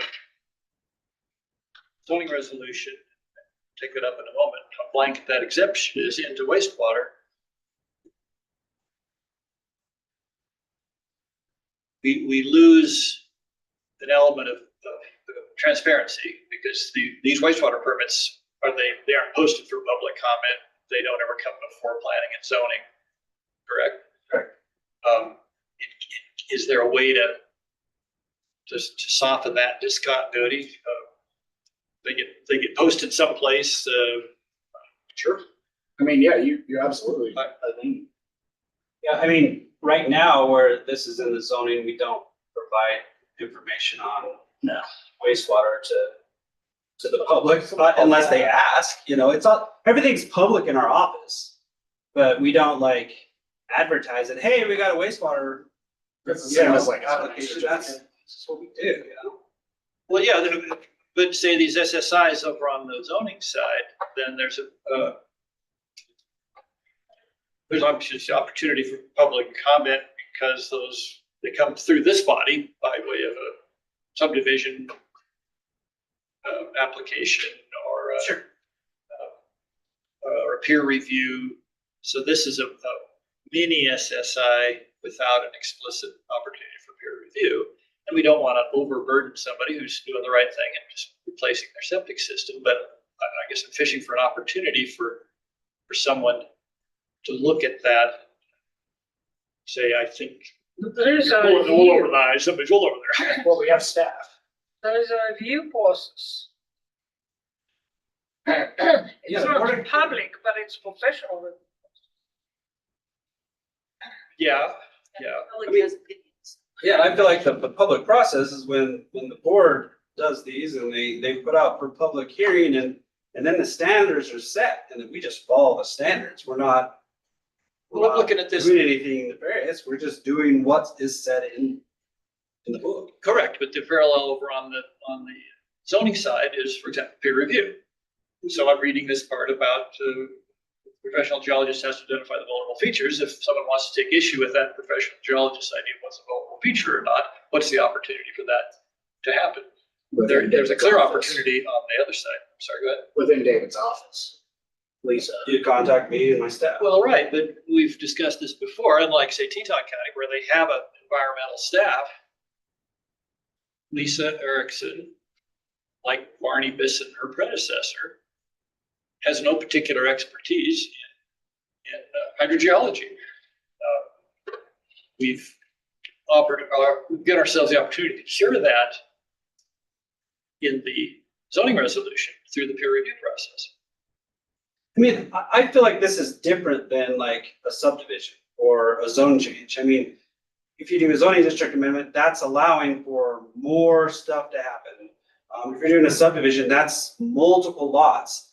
This is stuff that's already been approved, and we're just trying to fit it within the rules and make sure it meets setbacks and does the things that it's supposed to do. And I mean, I guess I get your comment about the reports, but that's why we have professional staff to review. And if something looks not right in what a PE turns in, that'll be questioned and, hopefully answered. And if not, I guess it's on the PE. I mean, we hope that their stamp means something to them, they're professionally licensed and, I don't know. Because I mean, you could be an incompetent attorney that doesn't prevent you from filing something in the court. But also, if you're having a failing septic system, I mean, is this where you want to oppose a peer review? Because, I mean, just timing wise, that needs to happen. It's my understanding rather quickly. Yeah, I'm not trying this to peer review. I think that's too much, but I'm searching for some kind of middle ground where these would at least be posted. There'd be some opportunity for the public to weigh in if the public so chose. Right, you think the public should be able to comment on someone replacing their septic system? If someone is replacing their septic system and that replacement is turning on the identification of vulnerable features, it's no reflection on staff. I mean, you guys can't cover all the bases, and as I say, Teton County is big and rich, and they have if I understand, they have an environmental staff, geologists and toxicologists and deputy geologists, and heaven only knows what else. So I'm just looking for some way to provide the opportunity for that expertise to be brought to bear here. So what you would want basically is just any wastewater system that goes into the aquifer protection overlay zone, we just make that available on the website? Is that, because that kind of came up, I mean. Maybe simple as that. I mean, that would make it open for public review and whatever. I mean, If the neighbor was concerned about whether this was being brought up to the new standards or not. Right now, there is no opportunity for that feedback unless they just come down to your office every day. Right.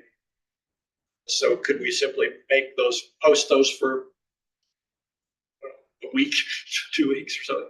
Right. I mean, I don't know how I feel about that. I mean, I don't know. I mean, So what's the turnaround, honestly, between when you get an application to permits issued?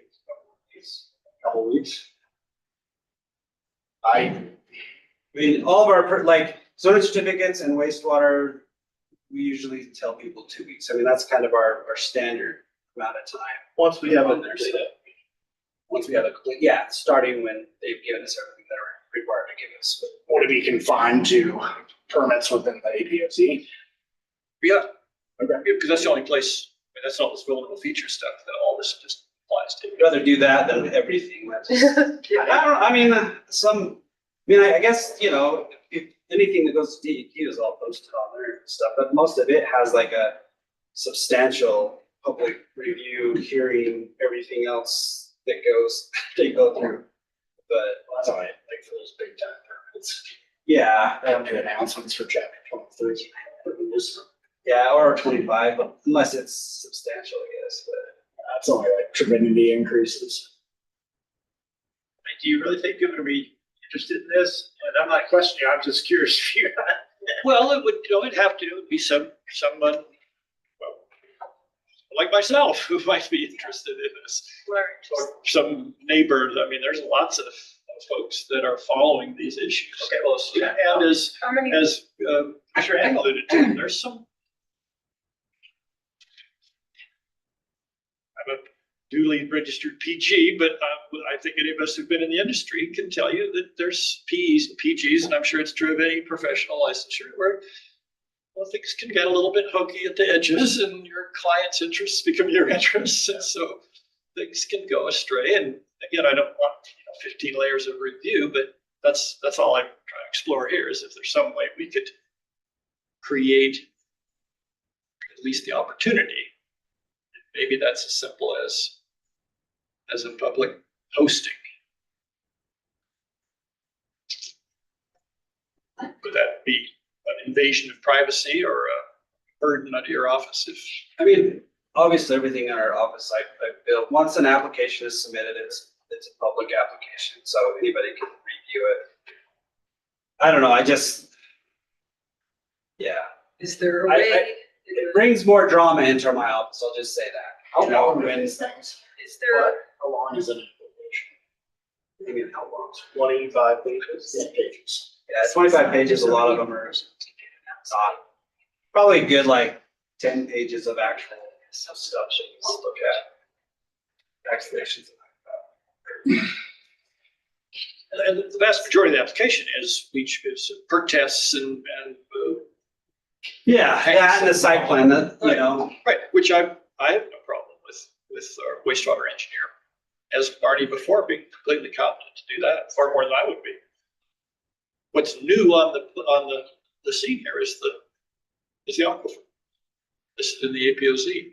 A failed septic system traditionally means sewage shows up at the ground surface or it backs up in the system. That's the only measure of a failed system. There's no sense of failure of a septic system in the sense of fails to adequately treat the water that's discharged to the subsurface. So that's the thing that's different. so is there a way to do something in the subdivision stage just in the APOZ where they're identifying buildable portions of lots at the platting stage? I don't know, I'm just thinking out. So the one thing to note is they have to be 35-acre parcels now for that stage. I can't remember what our assessment requirements are, but The SSI requirements are gonna show you every vulnerable feature. For a subdivision permit, so. I mean, implicitly, yeah, it's gonna show you the buildable areas. So we'll be able to think about. Same with the zoning certificate or zoning district limit, which I want to be revisited, but. Which gets us back to this, I think, it's the existing lots that are of potential concern. And maybe. right, and that's what we're gonna see more of, honestly. Like, when it comes to these permits, it's like, we're not gonna see subdivisions. And if we do, they'll be minor and, yeah. Oh, well, yeah, wait, if the minimum is 35-acre lots, We don't require. well, that an won't SSI. even get an SSI because it doesn't require. Some of them That's require right. this either, yeah, right. No, this is about the replacement systems and the infilling. Yeah, the building of already parcels that are already Well, built subdivisions. so Sherman Hills have definitely acted as one of the features. Say it again, they have. I mean, what is like the level of confidence and the knowledge of the location of those wonderful features in that these already developed areas? It's a poor choice because Sherman Hills is overlaid by this blanket of sand that obscures all the hill features, but nothing to do about that. But anyway, Okay, or what Roger King, Roger Canyon. you know, these places that are developed. I don't know. Because it seems to me at a certain point, I mean, once SSIs are performed, then there will be more definitiveness in,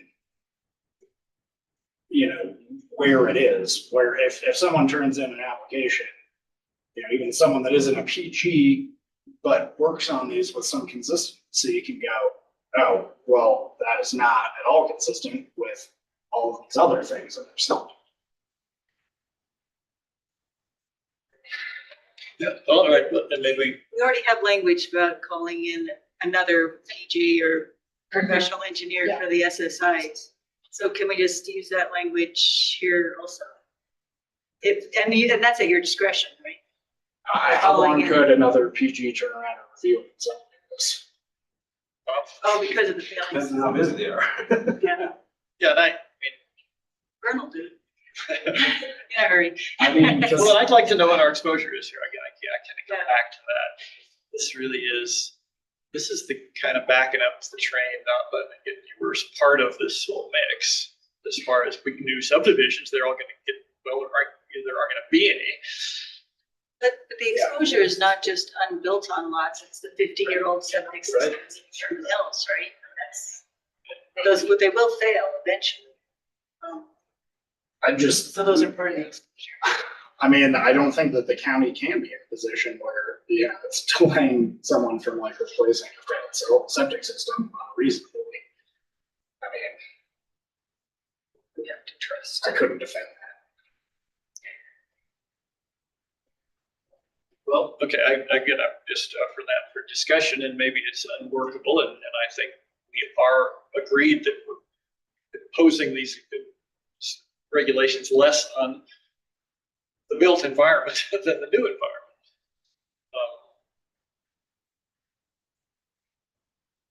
Well, you have replacement in there, so it's not just new. Right. And enhanced systems. All right, well, I guess. Oh, and also, I guess another thought is, so in these pre and built environments, I mean, is it envisioned that they may have to move their septic system locations? And is that feasible given piping and houses? Leach fields get moved because they plug up. Yeah, you have to. Typically, you permitted an alternative location for one. Now, I don't know what you're gonna do if you're on a 3rd-acre lot in. So you're gonna have to show. Dig it all up and replace it with new fill. I think so. That's gonna be a mess. Literally. Now, those guys in Laramie Plains, I don't know how this is gonna fall. You could literally, you got lots of 3rd of an acre lots with individual wells and septics.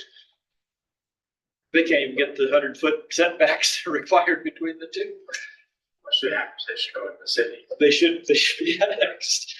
And the people who developed those subdivisions were absolutely clear on that. That's why every single one of those deeds has got a provision that says you'll hook up central sewer the minute it becomes available.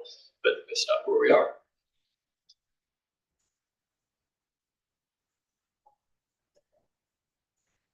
Well, all right. Is there more to be said about these regs? Otherwise, I think they're what we're looking for.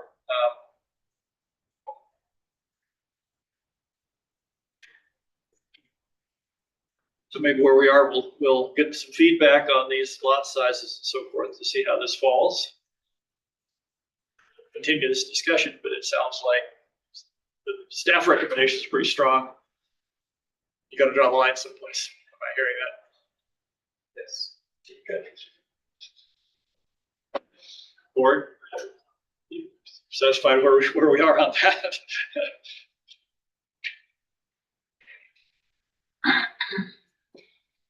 All right, wastewater. That's the wastewater rate. Okay, so then we're moving on to protection overlay zone amendments. We kind of stalled. Wait, Sorry, go ahead. Can we go down a little bit?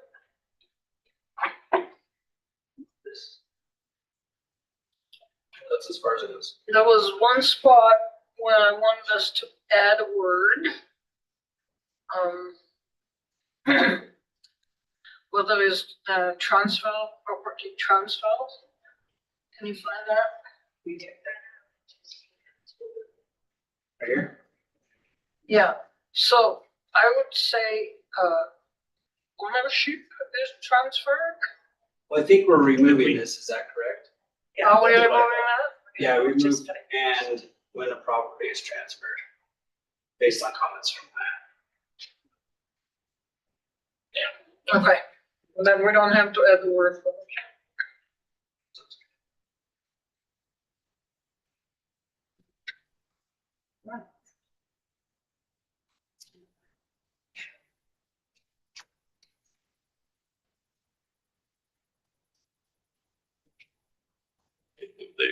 Are you guys tracking over there? Yes. Okay. So, all right, let's look at the aquifer zone amendments. We had worked our way partially through that kind of on a line by line basis. So I guess we'll take up, give it another few licks here this evening. I would like to get down to at least a preliminary discussion on item 5. Any preliminary thoughts on the zoning amendments that come up since last meeting? So Go ahead. the table was a little, I should say the examples in the table were super confusing. It refers to the hazardous material, right? And what does it mean lawn care is it like commercial facility? What kind of commercial facility lawn care do we have? I don't understand. Tough guys. Tough guys. You mean those storage? Yeah. How would lawn, you mean like if they have fertilizer, bags of fertilizer somewhere? So bags of fertilizer would be considered hazardous material? Because there is storage of other kind of storage. I mean, probably. Also, what is bulk plant? Bulk plant is some sort of electrical generation or transmission thing. That was in there already. And there is energy generation, bulk plant. Or, I don't know. So bulk plant was originally the example for commercial and home occupation / home business, on-site storage of oil, petroleum, or gasoline for the production of wholesale or retail sale. And the example was bulk plant. So it could be removed, certainly. It's just confusing to someone who doesn't know the full definition. Because I don't think we really need to worry. I mean, just practically, I don't think oil transmission is going to be a huge issue in Albany County. Also, what is a commercial cemetery versus a non-commercial cemetery? What's that was just a cemetery? Yes. Well, they're pretty popular places. People are dying to get in. Throw you out of your end There's the And what do you mean by laboratory? Well, so there was under commercial or home occupation, home business of any biological or chemical testing, analysis, or research which involves the use, storage, or disposal of hazardous material. It had laboratory, biological, chemical, clinical, educational, product testing, or research. So, initially I put all of the things which involved hazardous materials to show that all of that could be condensed down into one entry. So, I mean, and this was my attempt at consolidation of a lot of this.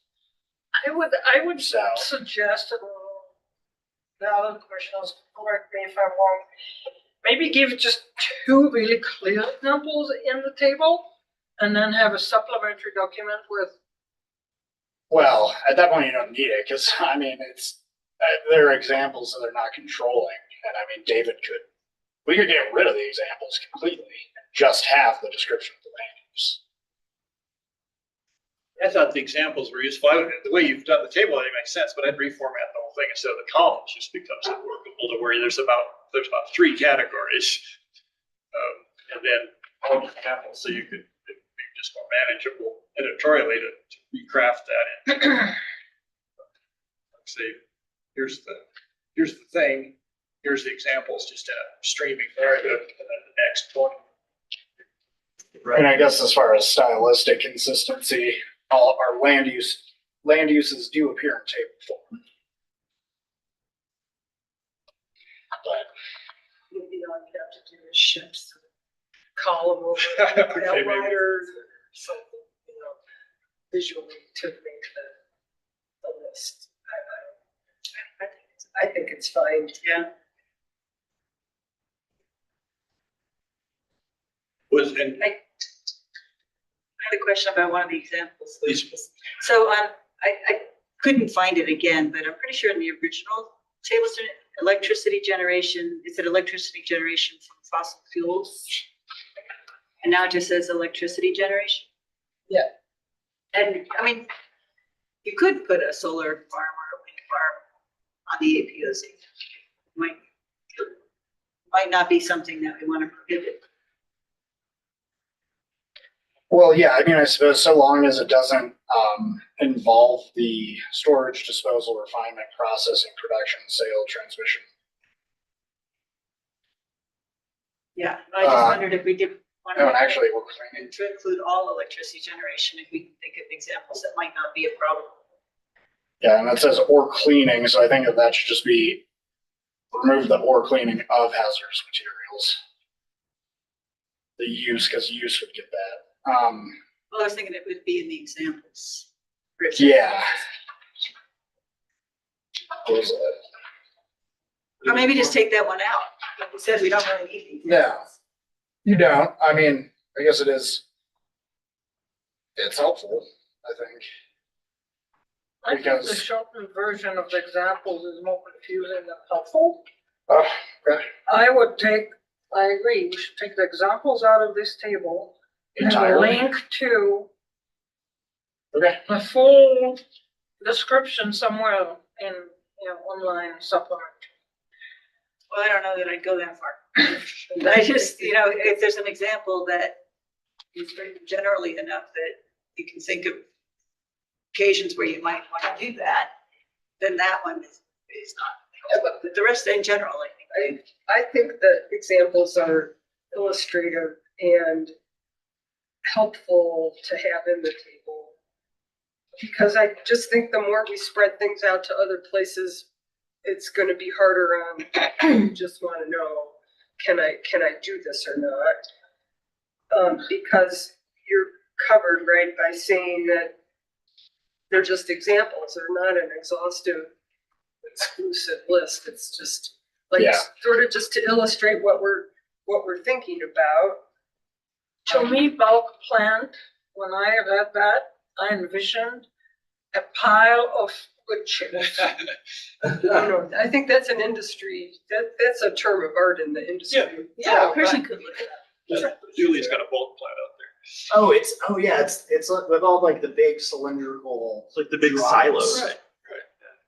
Yeah, Mr. Chair, I would just add to the discussion, like, what's kind of being said, Commissioner Henning, that the examples are helpful. They've been helpful for me when people come in and say, hey, what can I do in this? It's like, I go through and I look at what the definitions say and I look at the examples and it makes it clear to me to say, okay, yeah, no, this really fits in here. Or no, I've looked through all this and there's nothing, it should be fine. It's like, it's been very helpful to have both the examples and, I mean, obviously the definitions are the one side is the description is important, but the examples just help refine it for staff.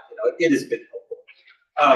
Whether we need to have bulk plant in there, I don't know. I mean, I think we could probably, narrow down even more, just a few examples or something for each.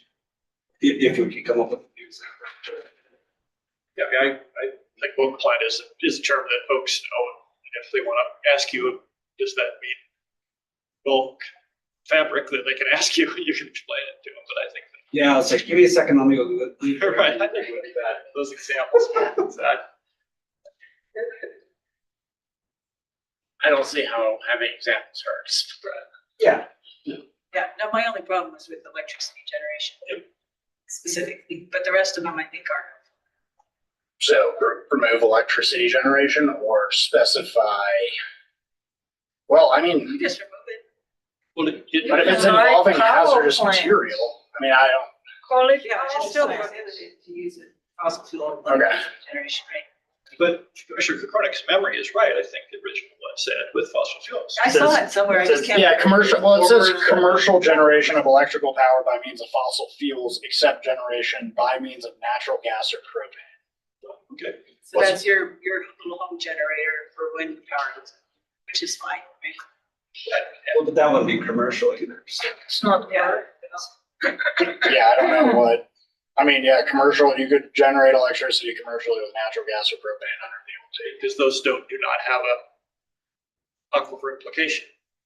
Okay, That's why the sense of it. Okay, so that'd be, so just remove electricity generation or? or add those words back in. I'd be happy. I think that would be a little long for an example to carry that back. Just take it out. David can have a footnote that that's prohibited. I remember that. So these originally were crafted and said commercial or home business, and I think where we left it last time is that home business was subsumed within the term commercial. Is that the case? And one finds that definition someplace, or is It's that? in the definitions. Yeah, under commercial, so it's either, it's one of the two, I think it's, yeah, commercial says see also home business or vice versa, but it's one of those two.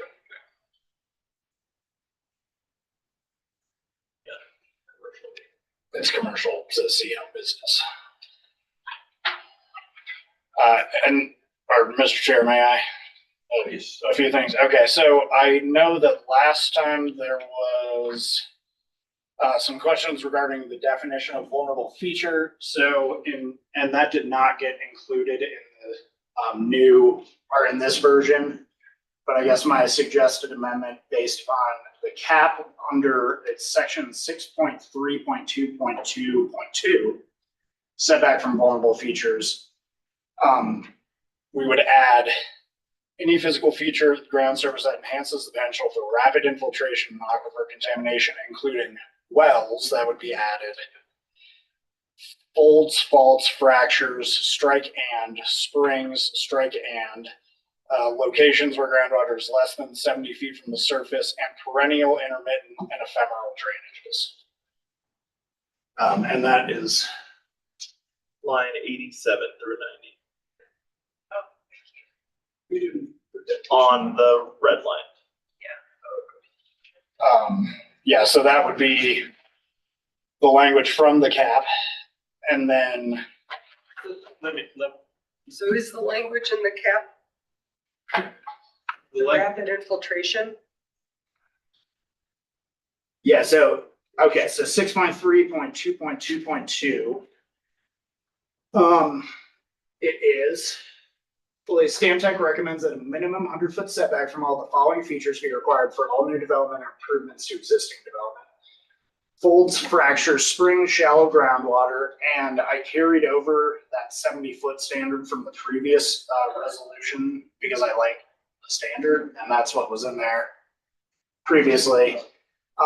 That and or other evidence of physical features at the ground surface that enhance the potential for rapid infiltration and aquifer contamination. Wells of any kind in the Casper Aquifer, and perennial, intermittent, and ephemeral drainages as established in the. That's the section I was referring to earlier. But I would bring that in establishing the field as an important criteria. I'd like to see that brought forward as Okay, along with those.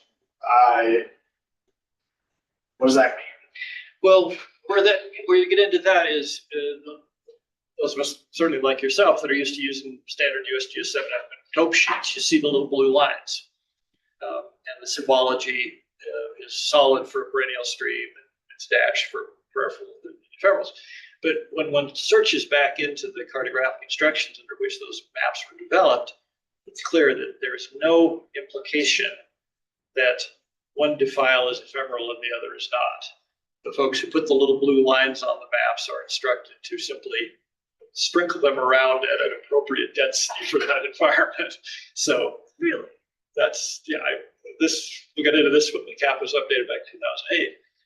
And so the upshot of that it's unacceptable for them to come forward and say, USGS didn't put a blue line there, therefore it's not a drainage. That's the meaning of it as established in the field. Okay. And we see that in the SSIs that I've seen so far. There's many places you'll go out there, you'll say, that's a drainage, and it's a place where runoff and effluent concentrates, and that's what we're after. So that's the long answer to why, as identified in the field, matters, as opposed to peeling it off of dope sheet. Yeah, I mean, you probably read this as well, in terms of where those mapping symbols come from. So, and that would be consistent with what you just quoted, which I was prepared to quote from. 6.32 USGS map was not prepared for use. No. And they're on air photos. Some guys that know sitting there that we don't think they're pulling this right out there. He saw that little thing. Okay, so that's a consistent comment. Is that sufficient for the definition of vulnerable feature? I mean, it's just straight from the cap. Okay. While we're on definitions, where did development land? Development is as defined in the chapter.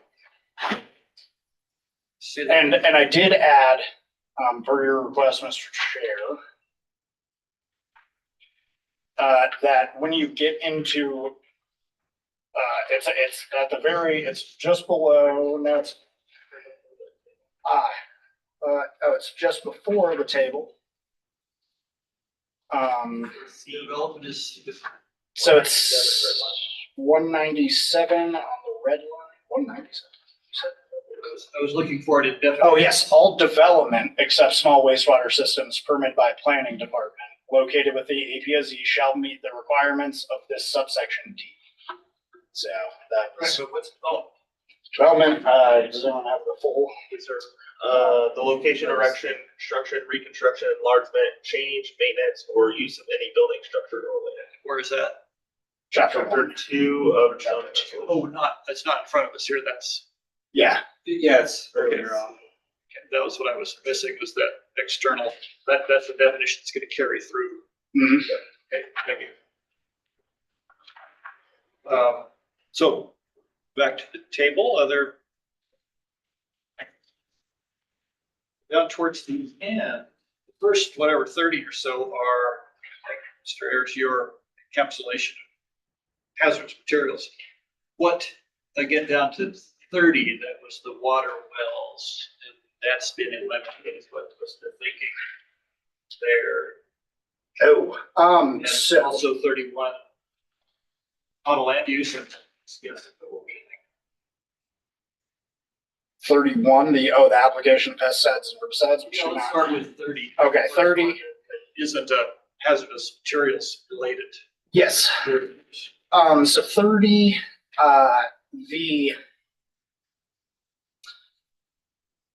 that is, I mean, completely within the purview of the state engineer. And also, I mean, water wells which are not capped. We would get smacked down very quickly if we tried to deal with well construction, just as a function of law, because that is all state engineers. I would beg to differ on that. The state engineer does water rights. They do the well permits. Yeah. Those are water rights. Those aren't the DEQ. Those are not permits. There are construction standards they have to meet. There Yeah, are some minimum well construction standards. yes. That you have to meet for a new well, but that doesn't. The state engineer's office traditionally has been very clear that they do not do water quality because they don't want to do water quality, they do water rights.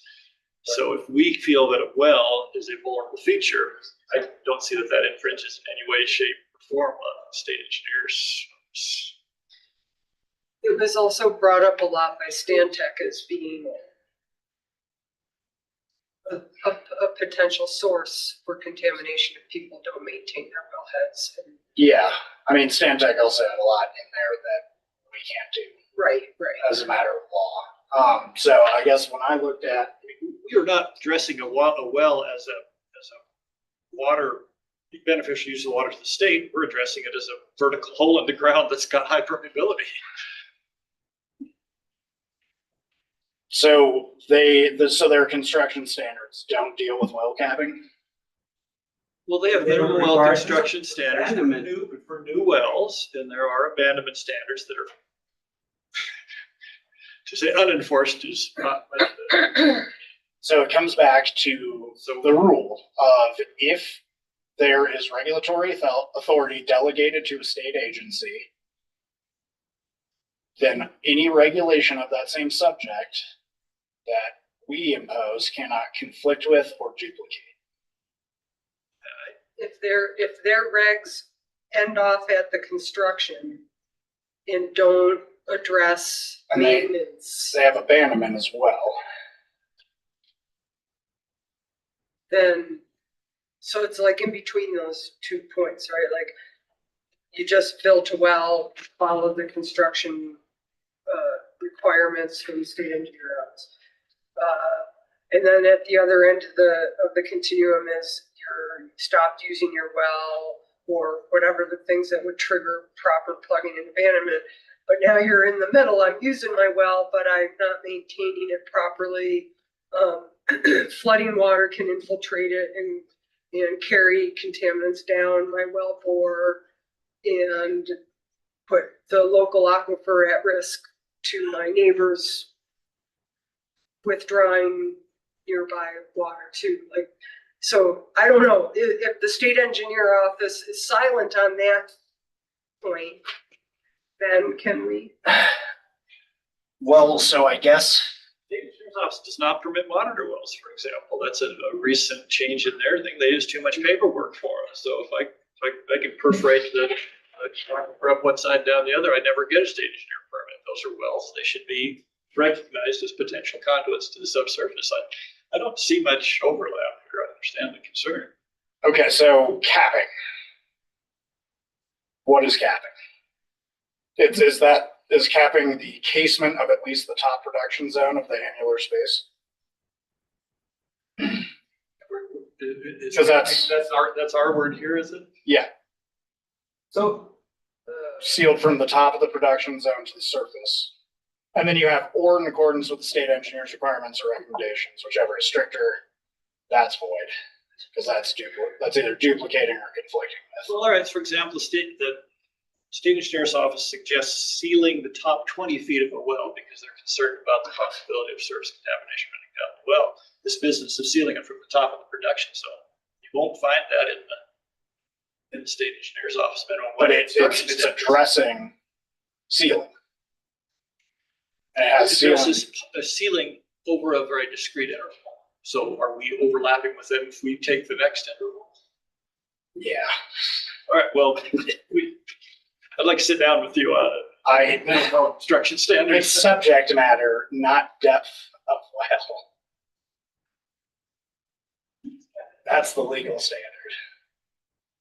And I'm just thinking about the actual physical cap at the top of the well bore. I mean, like not having it be open to the air.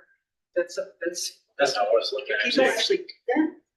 well, I think if you drove into Trash your well well right and you cracked the top and you didn't think you had to deal with it, you might leave it broken for a while.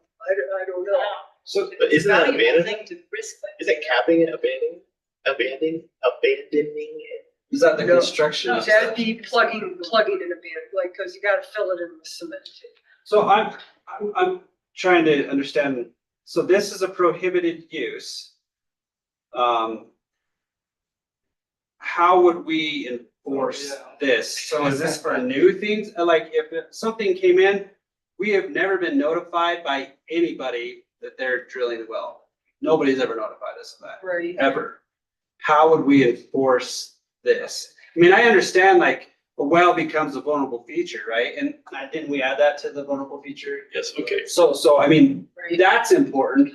I'm just wondering, like, how would we look into this, or if we're trying to go back?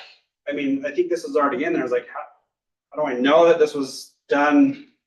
You know, after I guess if there's permits or something, but like, yeah, before it goes in, we would not know. Wells. I mean, we could, I guess if somebody came in and we got a permit and said, hey, we're gonna put in a well, it's like, well, you gotta make sure you have to do this. Do we call DEQ to make them do, or not DEQ, but state engineer's office or the well driller, or what? What is our thought process of enforcing this? Most of it probably happens when they drill the well by the guy who does drilling. But there are a lot of well, I don't know how many. I shouldn't say a lot. I know there are wells that are so old that they don't have even their modern structure.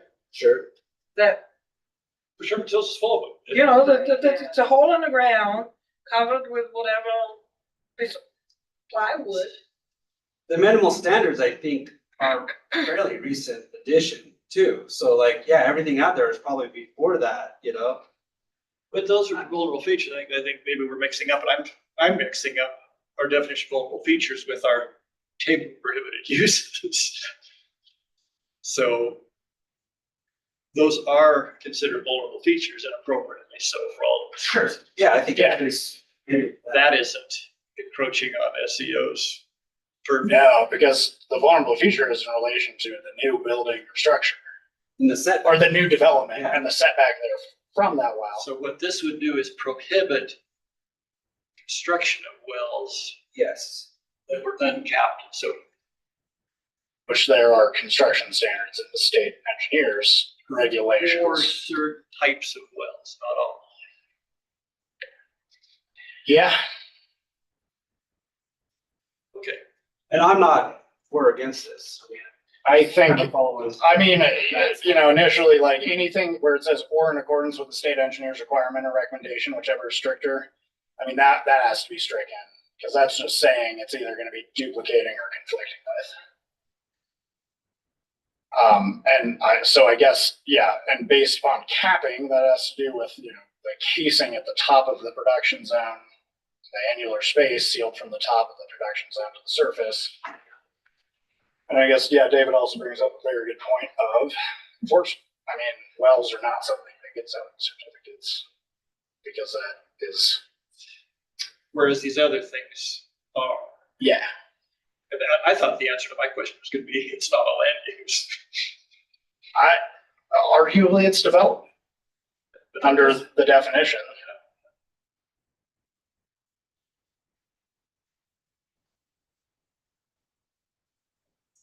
And essentially the definition of development is anything that changes the natural state of the land. I would take a crack at making that non-overlapping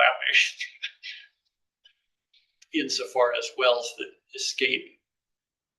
You also have to. They can't just say Yeah. wells, and they do wells. That's every well everywhere. The state engineer's office issues permits for specific kinds of wells. You also have to look back at statute, because if it's a reserved power, then it gets tricky as well, even if they're not developing regulations for it. But okay, yeah, that can be revisited. All right, and then the same question was this next several. The application fertilizers and things, so the structure is not being land uses. Yeah. So do they belong in this table? Well, so the application of pesticides and herbicides which do not conform to the label instructions in the Wyoming Environmental Pesticide Control Act of 1973, that act is very clear that counties cannot impose any sort of regulation which is more stringent than that act or any regulation promulgated by the Department of Agriculture pursuant to it.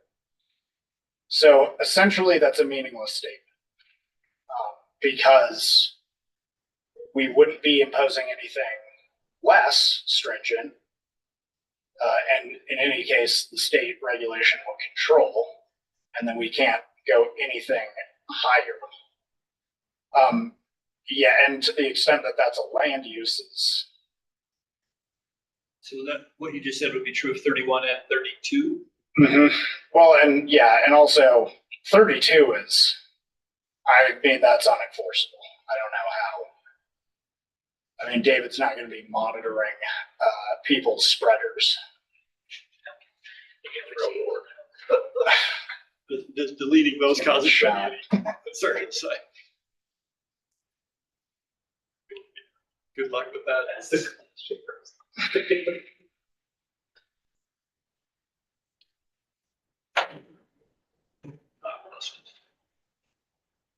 And 35. Okay, that's from Stantec. Yes, and that is 36. Or new 12 is the commercial land uses involving intensely managed turf. We did, David, Joe, and I did have a question. What is intensely managed turf? Did I? I mean, is it? I didn't find like a definition. Yeah, we're looking for Google searching. You know, I mean, is the word from Stantec? yeah. I mean, if I were a homeowner, I would care very much so about my lawn. Is that intensely managed?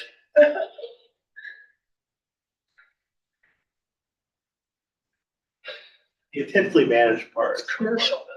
Well, it's golf course, is what they're talking Yeah. That's in the example. So you can. Yeah, golf course, driving range, sub farm. Now, I mean, like, yeah, what if you were commercial, would that take care of it? alfalfa and set the type of grass? Your yard is not commercial.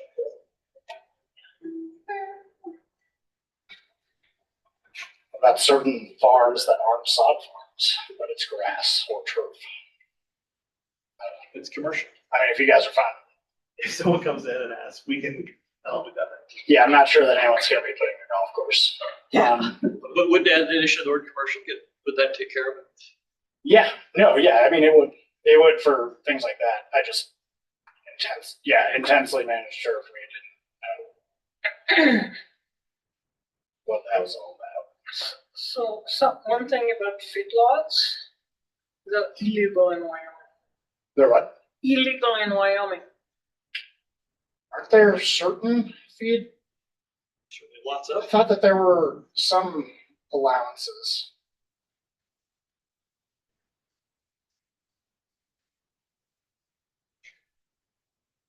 No, I remember the statute dealing with like, they don't call them feedlots. They like agricultural finishing units or something? HAFOs. I don't think they're allowed in Wyoming. Although when I think about driving to Wheatland, a few pretty dense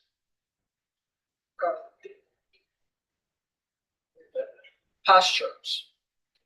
But I think they're illegal in Wyoming. Feedlot, I mean, I know that, yeah, they really regulated, our statute really regulated against swine operations. I guess the industry went out. like you can't have big Yeah, slaughterhouses that pack cows and pigs. well, and then these definitions are from, I guess elsewhere it's defined what or in chapter 2, commercial animal feeding operations are defined, so that was brought down, but. So for item 12, to bring that to conclusion, we're thinking we can strike the word intensely and we're just fine. And involving managed turf? Yeah, that sounds great. Yeah. Yeah. What about cemeteries? Again, why do they need to be commercial? What if the community, a church has a cemetery? We don't want cemeteries. So just cemeteries? They're want just cemeteries. Take out commercial. Trees of all types. Yeah, okay.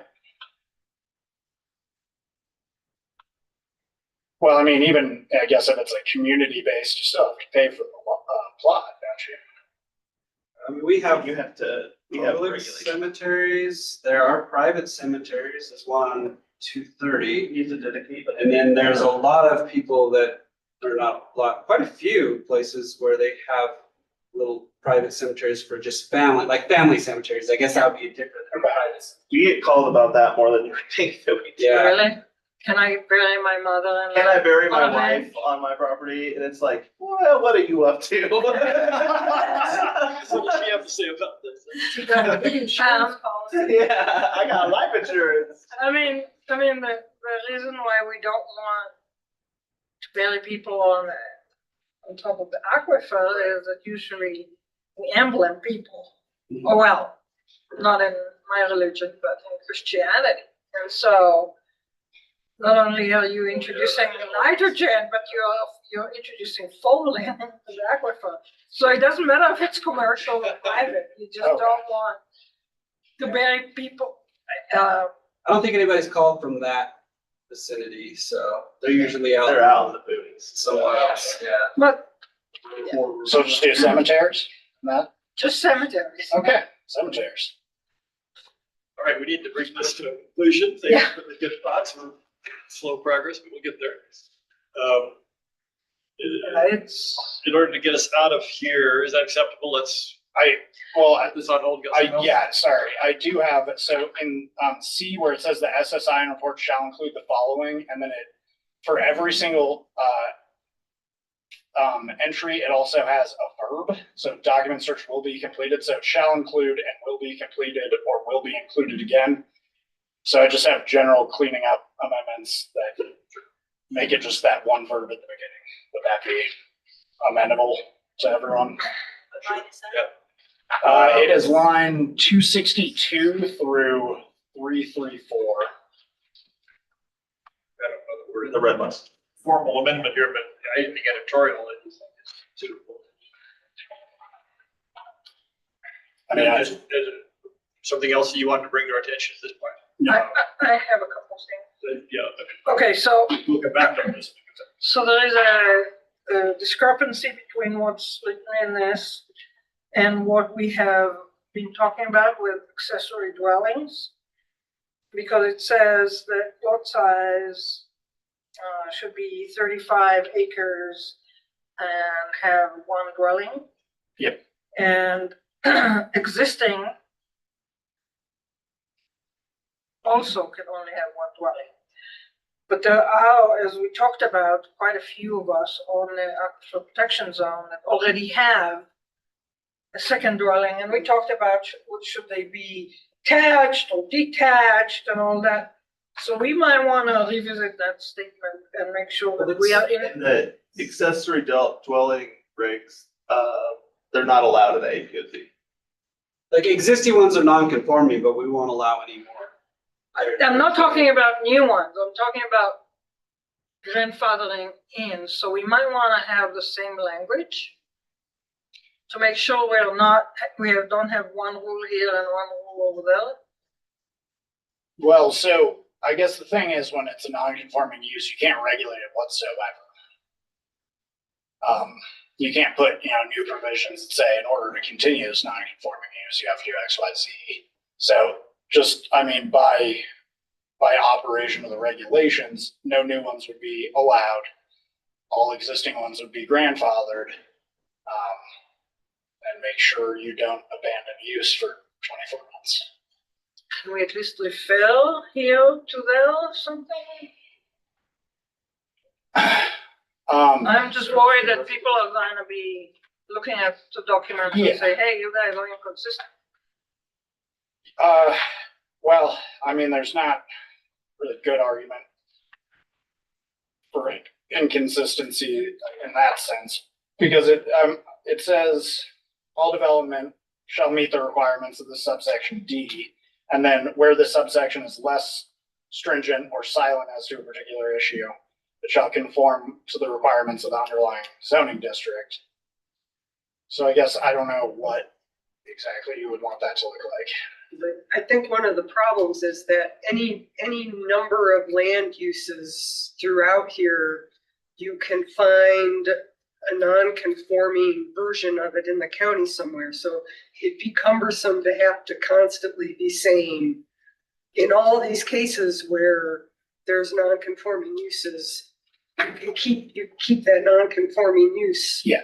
Because the accessory dwelling is one of many potential non-conforming buildings or uses throughout the zoning resolution. So just honing in on that one thing would maybe be inconsistent with all the other non-conforming things that are going on. And that's why we just have the general provisions in chapter 1 for non-conforming use, non-conforming lot, non-conforming structure. And I think it's best to keep things as generalized as possible for those kind of provisions. Okay. I mean, as long as It's addressed, certainly, but the rest of the zoning resolution. and the second thing I had was I did not fully understand who is responsible for getting the technical review. Is the person that is putting the application in has to find another reviewer, or as it in part of it implicated that the planning department chooses the reviewer, pays for the reviewer to do it, and then expect the homeowner or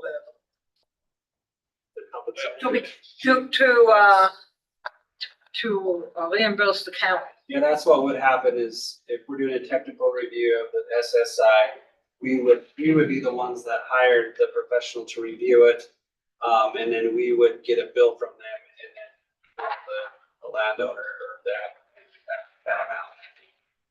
They would, so That's also addressed. so we pay for it and then they're supposed to pay us back. Okay, so I'm a little too tired right now to explain what was unclear when I read it. Sure.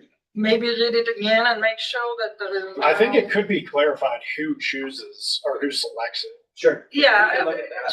just go through it and see if it can be.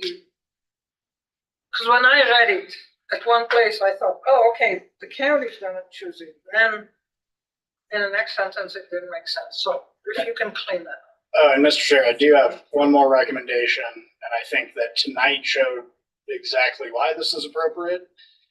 But remove zoning district amendments from requiring an SSI.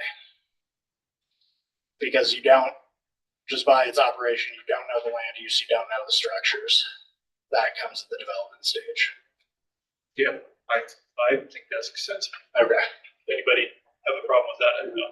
Well, Remove zoning district amendment applications from SSIs. okay, we'll come back to what all SSIs apply to. And then just the flag, the real connection here is everything that in this whole thing exempts septic systems, right? There's a blanket thing, the whole section D has nothing to do with septics. Yeah, because it's all development except So septic. bear that in mind as you. Okay. Yeah, thanks for your patience. Do we want to, I had suggested, my ever optimistic way, that we would have time to talk a little bit about the growth area management plan. Since it's been kicked around, county commissioners, you may be aware, they denied that Prairie Sun application, as did we, on the basis of consistency with the growth plan. So I don't know where that's going. But I had any wisdom to offer on Prairie Sun and similar progress of the intergovernmental agreement? Like, where's that application going? Well, the application's gone, right? They killed it. It's dead. Yeah, well, I mean, there's some options that they could do. They could reapply, or they could appeal the decision to the district court. So that's where that's at. As for the growth plan, I mean, that's up to us how we kind of proceed. We are working with the city on the intergovernmental agreement. So we've had, the city's provided a draft and we've reviewed that. We've had some discussions and they're going to provide another draft. So that's moving that way. And then, you know, the memo is that we provided, we're just looking for some guidance and how we move forward. I don't know if you wanted to do that now or not, so. I'm great at it. I think we should talk a little time about it. So get it right now? Well, I would like to say this, so, but Let's go ahead. If Uh, people aren't I tired to believe- proceed, let's go ahead, do what you got. I believe the IGA ought to be prioritized, this list of things you have. To me, that would be the most important thing to get done right now. And I think the principle should be work with the general, proceed to the detail. And the IGA is the most general part, and everything else is more detailed that follows. Okay. And I think that's crucial because now with Prairie Sun, as we've talked about, we are now using the growth area plan, and we need to get that out there and concretized. So that's how I see it. Because it's happening now. Right. And honestly, so the IGAs, what it will address is how we cooperate, you know, with the plan. I mean, we're both gonna say, yeah, we've done this together, and this is how we're going forward. It will look at how we interact with the city when we get applications within the growth area. And then it also should address, I think it will address like transportation and those types of connections. But like you said, in a general manner. So standards are going to be what really makes the plan, you know, really implements it specifically. Like the standards we have in our zoning resolution and the standards that we have in our platting and subdivision regulations specific to like transportation. And what I'm saying is these principles in the IGA are I think, critical. And then, again, I would encourage us to go ahead and do that thing as top priority. And we are. I mean, we've already started on that. We were down the road a few months, Good. honestly, on Yeah, it. So. I mean, you remember, you listed 4 things here, and you say you want some recreation for implementation. And what I'm saying, anyway, my view is the IGA is top piece to get implemented. So you're saying wait till that gets done and then we. No, I'm not saying wait, but I'm saying that should be top priority. Okay, yeah, That's just absolutely. my view. Sure. That's kind of where we're at, but. And I'm glad to hear that. Will the IGA include provisions for what happens when property in the APOZ is annexed into the city? So what happens if it's annexed? Yeah, I mean, I think that, sometimes the city prioritizes making money from subdivisions more than being concerned about aquifer protection. I mean, I think that's a good point. Yeah, I think that could be something that if annexation occurs, then we're gonna have a chance to make sure that the development fits in the plan, just like they do to us, or want to, you know, that they're looking over us, we wanna be looking over them as well, I guess. Yeah. That's a good point, actually, really good points. I've seen what they do. You've been there, done that, huh? Yeah. And it's, yeah, I think the allure of the increased tax base puts blinders on to the impacts to the aquifer. Sure. And honestly, we'll be willing to sit down and discuss this and maybe bring you back some, maybe some illustrations of what I was kind of talking about in the memo. We can work towards that just so, I don't know, it's more. Is adopting the boundary kind of important to get done? That would probably be adopted with the IGA. Okay. I mean, that's, I guess, another portion of that, yeah. Because, I mean, having the boundary, even if you don't know exactly how you're gonna come up with your different zoning structure, that gives you some leverage over like applying the plan a little bit, or not really? Well, so the IGA, I mean, the boundary would be adopted with the IGA for the provisions in the IGA. And we would also adopt that boundary in the zoning. So I guess those are two different processes that we would go through for that. Because IGA would be specific to that area, which we provide the map and stuff in there to. Or we have a de facto boundary right now, with the map. Right, The map that has it's an edge. right, right. I just thought because it was in a plan that it was a squishy thing to be. Well, any zoning district amendment, we can use the comp plan and the growth plan as information to inform our decisions. Right. So, Okay. so yeah, the plan's been adopted, we can use it, and we have used it. And I'll just say what I thought was a little bit differently. We don't have an IGA agreement yet. We just, in essence, acted as we do have an IGA agreement. We took the city's criticism into heavy account. Right. And this was denied because of the IGA. So we're working on it now. Right, Yeah, because I mean, as far as a little feedback on here, maybe the IGA that struck me as we all kind of know what we're doing and we're doing it anyway.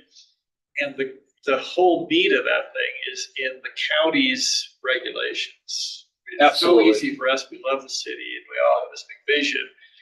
And I've felt kind of wandering on that since it first started, looking for the details. Right. What does that mean?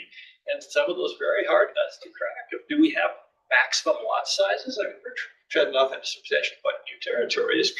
How do we do that? And so if the intergovernmental agreement is kind of I don't mean to well, I guess I am kind of disparaging in a big love fest. Fine. What does it look like on paper? Right. When somebody comes to you and says, I want to build by this right here. That's what some creative thinking. It's hard-nosed regulations. Right. And really, I mean, I think you hit a point. The IGA is really about like, we're going to cooperate in this way with each other. That's really what it is, if you want to just summarize it. Matt's laughing. Well, we'd like to memorialize that. But yes, absolutely. Our regulations, zoning, the subdivision, that is where we are really going to implement the plan. And it's going to make a difference. It's not the IGA necessarily. And that's where folks are going to squawk. And Mr. Ayers is going to defend us valiantly and successfully. Absolutely. He does. I'll also say. So far as 100%. Everything we do that moves us forward, even concretize that as come to think people know is out there and will begin to refer to and use. And the more it happens, the more valuable it will become. Right now, most people have no clues out there. I'm not sure there's very some people do. No, I think it is true. But it'll happen as we formalize this. Well, those of us who listen to the very discussion, I mean, there's a little preview of coming attractions. The guy gets up and he says, you got to tell those people in the city to go pound sand. They're a bunch of dictators. We're not going to put up with a bit of that. I mean, it was knives out at that hearing. Commissioner Jones looked at her comrades, said, you guys ought to be ashamed of yourself for even thinking about denying this. So no, this is territory that has to be waded into with care. But it's got big implications and big potential. And I think the implementation through zoning and subdivision will make it, this is not the city telling us to do stuff, it's not the county telling us what we have to do. Because then it's like, no, this is what's in our regulations. Right now, it's like, well, this is an annexation plan or whatever else has been thrown around. I mean, one thing that we could do initially is just set up zoning districts according to the zoning districts in the growth area plan, and then say all zoning districts within the growth area shall be one of these. So it's just like, if you want to switch, this is what you can switch. And that is not a novel concept whatsoever. And so, And we don't need the city's permission to do that. We would like to do it in coordination with that. We need to proceed with what the county needs to do. All right, other thoughts? Someone burning desire to put forward? I have a request that I don't know if the other commissioners would like. I would like to tour, our, municipal wells, at least a couple, to see what they look like, get a better understanding of that. As well as our, wastewater plant, as well as our, intake on the Laramie River. As I mentioned last time, I think we should pay attention to the Laramie River as well, because 50% of our water comes from the river, some places entirely from the river. So maybe when the weather gets a little better later in the spring, maybe we can have a field trip. Just to be more familiar with. It will require proper noticing, and it will have to be open to all members of the public.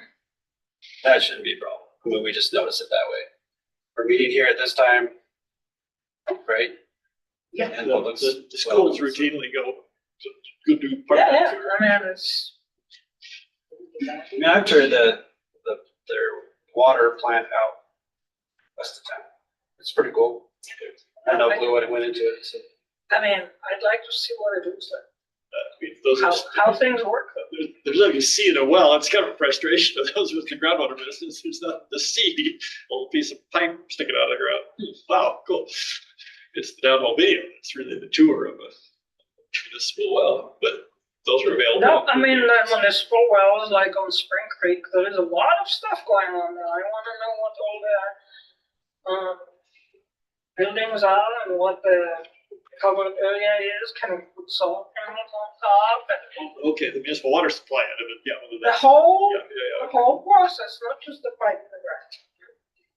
Mr. Chairman, there's a Yes, sir. second part to the growth area part. David asked for us to take these two options. And here too, I don't know if other people have a preference, but I think option 2 here to create an overlay zone is the way to go.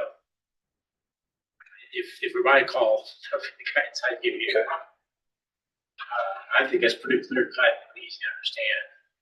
Okay, and what we can do is we can bring you back those options. That's kind of what I was talking about. I can show you what an overlay zone would look like, and then I can bring you like, if we're going to just zone everything with those new districts, what that will look like.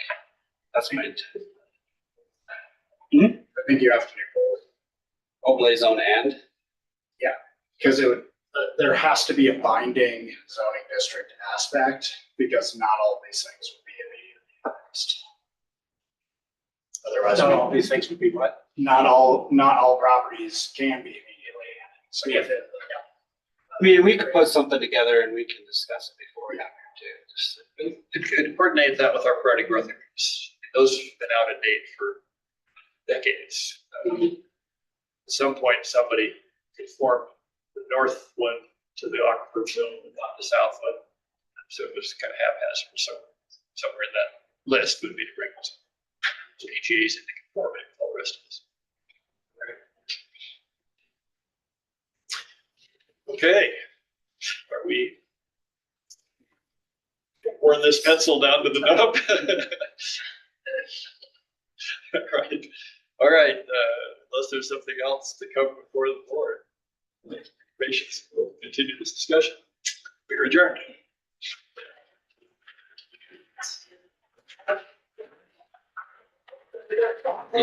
Signs out in the yard.